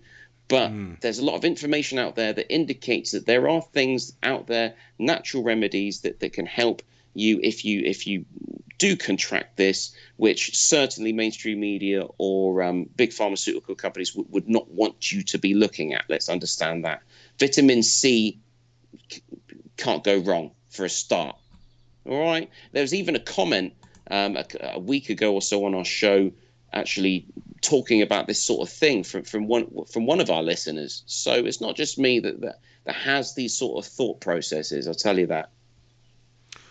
No, and I'm not ruling it out. Like, do your own research, people. That's what I'd always say. Henry always says the same thing. You know, do your own research, make your own minds up. Just because Henry's saying this, well, just because a leader of a country is saying something, doesn't mean that it is 100% true. So, absolutely, yeah, absolutely, make up your own minds, do your own research. G Wolf says, I believe that locking Britain and being off for 8 weeks will get rid of this virus. Plus, we'll get lots of pig in the hen shows. Well, it would definitely help stop the spread of it. The argument is that once people do go back out living their lives normally again, which we're going to have to do one day, is that the spread will just take hold then. So it's only delaying it, right? But it still gives you a lot of time to prepare certain things and also try and separate those that are infected with the rest of the population, so you stop the spread there, and the people that have already got it deal with it and recover from it, and then they're no longer able to pass it on. So I agree. I think that makes the most sense. We're not doing that at the moment, though. Gunga says, we don't even know enough about this new virus to know what will help and what won't help. It's very true. Like, we just don't really know at the moment. It's still, the numbers are very low. There's lots of deaths of per year from regular flu, which we do know about. We know that's bad. This is a pool of 200,000 people. We've gone over it a lot. We're not going to go over it again. But yeah, I do think that we just don't know truly the extent of it. Could be a 1% killer. Could be a 10% killer. Could be a 0% killer if somebody comes out with this vaccine that is actually a proper vaccine and works within a short period of time. It won't be a 0 point something, I mean, hopefully. Anyway, okay, we're probably going to wrap this one up then, lads and lasses. It's been a great show today. Thank you very much for all of you for stopping in. Please do smack a cheeky little like on this video. Just not the same without the Cinnamon, is it? Well, I mean, we got on fine without him Cinnamon back in the day. I mean, he's a great addition, but it's the pig. He's a great addition, mate. Come on. I know, but we need to have a little replacement quiz in. We were going to get Griffo Chaz to be the stand-in, but unfortunately, I only saw Mark's message that he was unavailable to do it until just before we started the show. So, but Griffo Chaz probably make a great stand-in if he's ever around as well. Well, that's it. We can plan for the future. It's been a bloody long show, though, hasn't it? Already. It has 2 hours 36 minutes. We're going to leave it here, lads and lasses. But thank you so much to everybody that's got in here. Rachel Manchester, thank you so much for being involved throughout. Abba Sassani, Ian T, Big God Bob, Matty Rush. Who else is there? The Don. Actually, Henry, I've just realised I've got to do something really quick. So just you speak for a minute while I do this very quickly. I speak for a bit whilst you do something quickly. Yeah. Okay. So what should I talk about? I mean, that's the thing.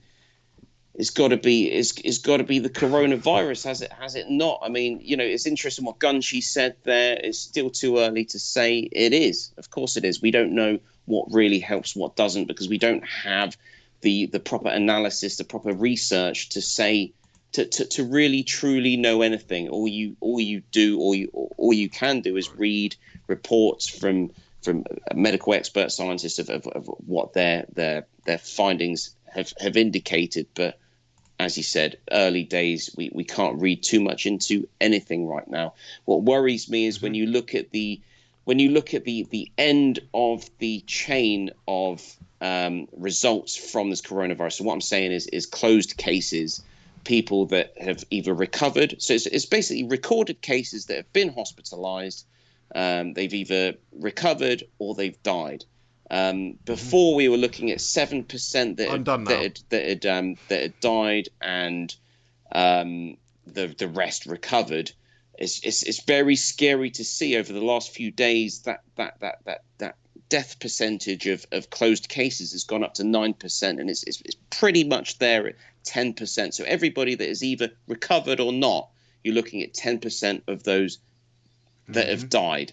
That is a statistic that everybody needs to be looking at right now, just to show you. It's not an accurate statistic, it's though. It's not an accurate completely statistic. accurate, but it's no way accurate, near. but It'll be a lot less than that, wait a really. sec, Pig. It's accurate in terms of the fact that these are recorded statistics. Yes. that have. But it's not accurate because most of the cases, or maybe not most, but a lot of cases of coronavirus right now will not be hospitalized, will not be recorded. Sure, but the thing is, most of those cases, I know Italy have certainly added to those cases of recent time, but most of those cases are still based on Chinese figures. And since the epidemic or the pandemic has got worse in Europe and the rest of the world, that the amount of deaths has actually risen in terms of that particular statistic when you're looking at closed cases, which is very concerning.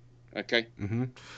There's a lot of discrepancy over here. Like, I'm looking at the stats for South Korea, and I know you said they contained it very well, but it doesn't stop the people getting it from dying.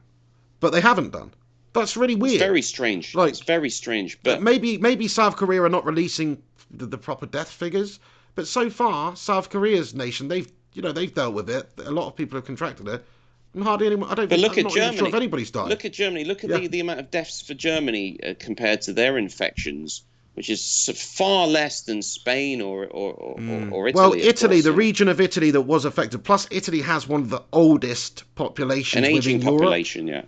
Yeah. An aging population. That's right. Whereas the UK, for instance, I believe has a lot of the populous cities. Is one of the youngest in Europe. So that should help us a bit. But at the same time, Italy, that region, that area, that country, one of the oldest. So that's really. Look, I know there's old people in every single country. I'm not that stupid, but I'm just saying that's not going to help. So you are going to have a slightly skewed figure, I think, if most of the or a lot of the population, or they've got a larger elderly population, if you know what I mean.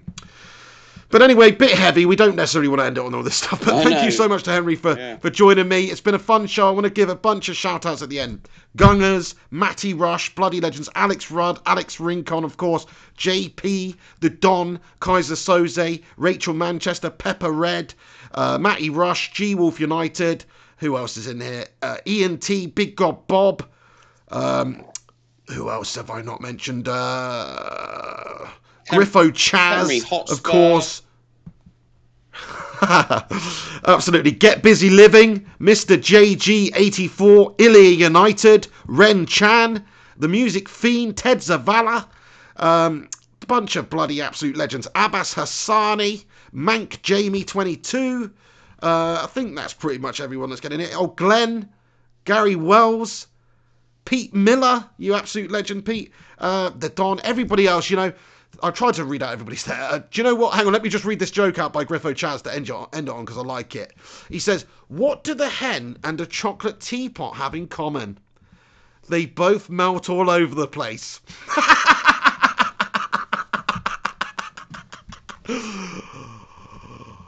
Pig and hen's melter of the moment. Yeah, my connection's gone, by the way. If anyone's The pig and the hen melter of the moment. Pricks. Sorry, I'm just playing the melter of the moment music, mate. Right, okay, we'll wrap it up there. It's time for the outro. Thank you so much to everybody that's tuned in. You're a bunch of legends. Henry, top show, mate. Thank you for all your efforts as ever. You know, with a caveat. We're gonna But have to have a all- little chat about this. You are not allowed to play Melcher of the Moment music just to bully Stop me. That is You not just try and stop acceptable, me. mate. That is not acceptable. You just try and stop me. No, there's no bullying going on, mate. It's only a joke. But plus, you know, we've Just like school days, isn't it? Other. It's like we're back at school, Pig, isn't it? You know what I mean? I've got a nice So cheese sandwich that you fancy gonna give you a bit wedgie, of. mate. And Virtually. I haven't offered it to you, and then you're playing the Melter of the Moment music. Prick. Right, nice one, mate. There we go. Anyway, thank you to everybody that's tuned in. You're a bunch of legends. Please do chuck a thumbs up on this video before you go. Get your thoughts and opinions in afterwards about anything we discussed. We just particularly like to hear from you about your England 11s for Euro 2020 or maybe Euro 2021, whatever. You know, get your thoughts in on what you think the best England side is right now. We're going to leave it there, but appreciate every single one of you tuning in.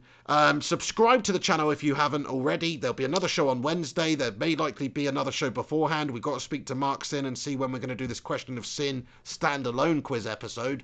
If you enjoy the Question of Sin part of the Pig of the Hen show, make sure you tune into that. Whenever that will be, I'll announce it and show some support on it as well if you like it and you want it to continue. So there we go. I'm going to wrap it up. Gunga says FIFA tonight, Pig. It's possible. I might jump on and do some FIFA. I'm not 100%. But yeah, I'll let you guys know for sure. You know, keep a lookout. Bloody legends. Thank you, legends. Let us know your thoughts on how long can the FA leave it in terms of a decision being made. I know it's all dependent on the ongoing situation that we all know about. But you know, can they go up to say August? Before the Premier League would normally start in terms of, you know, are they going to void the season? Are they going to play the games out? Let us know your thoughts on all of that in general. But thank you so much. I've been the Hen. And I've been the Pig. And we've done that the wrong way round. Yeah, I did that on purpose. I I did that on purpose to get on top. It ain't the Hen and the Pig show, mate, you know. No matter how much you like to think of it in your head. This is the Pig and the Hen show, mate. You've been the Pig. In all honesty, though, Hen and the Pig just doesn't sound as good as Pig and the Hen. It like doesn't. Pig and the Hen's got a roll to it. Hen and the Pig. I mean, that's just shite. Nobody's watching that crap. You've been the Pig. And you've been the twat. And we'll see you next time on the Pig and the Hen show. Thank you, everybody, for tuning in. You're a bunch of bloody legends. Stay classy. See you soon. I've been the Hen. I've been the Pig. I've been the Hen. And we'll see you next time. I've been the Pig. I've been the Hen. I've been the Pig. I've been the Hen. I've been the Pig. I've been the Hen. I'm better than the Pig. I've been the Pig. I've been the Pig. I've been the The Pig. Hen's better than the Pig. Pig superior to the Hen. Pig eats head for breakfast. Pig lives in a barnyard.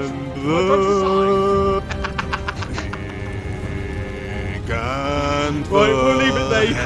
Pig in the Hen Nice show. one. See Pig you in the later, Hen lads and show. lasses. Pig Take in the it Hen easy. show. Pig in the Hen show. Pig in the Hen show. Right, okay. Now it's time for the post-match credits. But let me just update this video real quick. That's what I was trying to do a moment ago when Henry was busy, is I was actually just trying to update the file here, but I realised I couldn't do that. But there you go. If I update this, boom, boom, boom, updated it. There you go. Now check this out, lads and lasses. So we've finally got everybody on this Patreon list who should be on it. And of course, the tier 2 channel members as well. So massive shout out to you all, you know, for watching the show today. But this is just for the legends who support the channel, you know, on Patreon, as well as tier 2 channel members. And you know what? There's a couple of other people which I have to add to this list also, 100%, who don't support it on those platforms, but do support this channel in a lot of ways. And there's a couple of people, you know who you are, who deserve to be on this list as well. So that will absolutely happen. Oh, what's happened here? The format of this has gone all gashtastic. That's fine. You've got the names there anyway. Massive shout out to you all. Thanks to you for watching. I'll see you next time. There will be some more content coming on the channel this week. Pig in the Hen scheduled for next week, Wednesday, but, you know, keep your eyes peeled. And there'll be a Question of Sin full-length quiz sometime. Have a great day. Stay safe out there, people. Look after yourselves. See you later.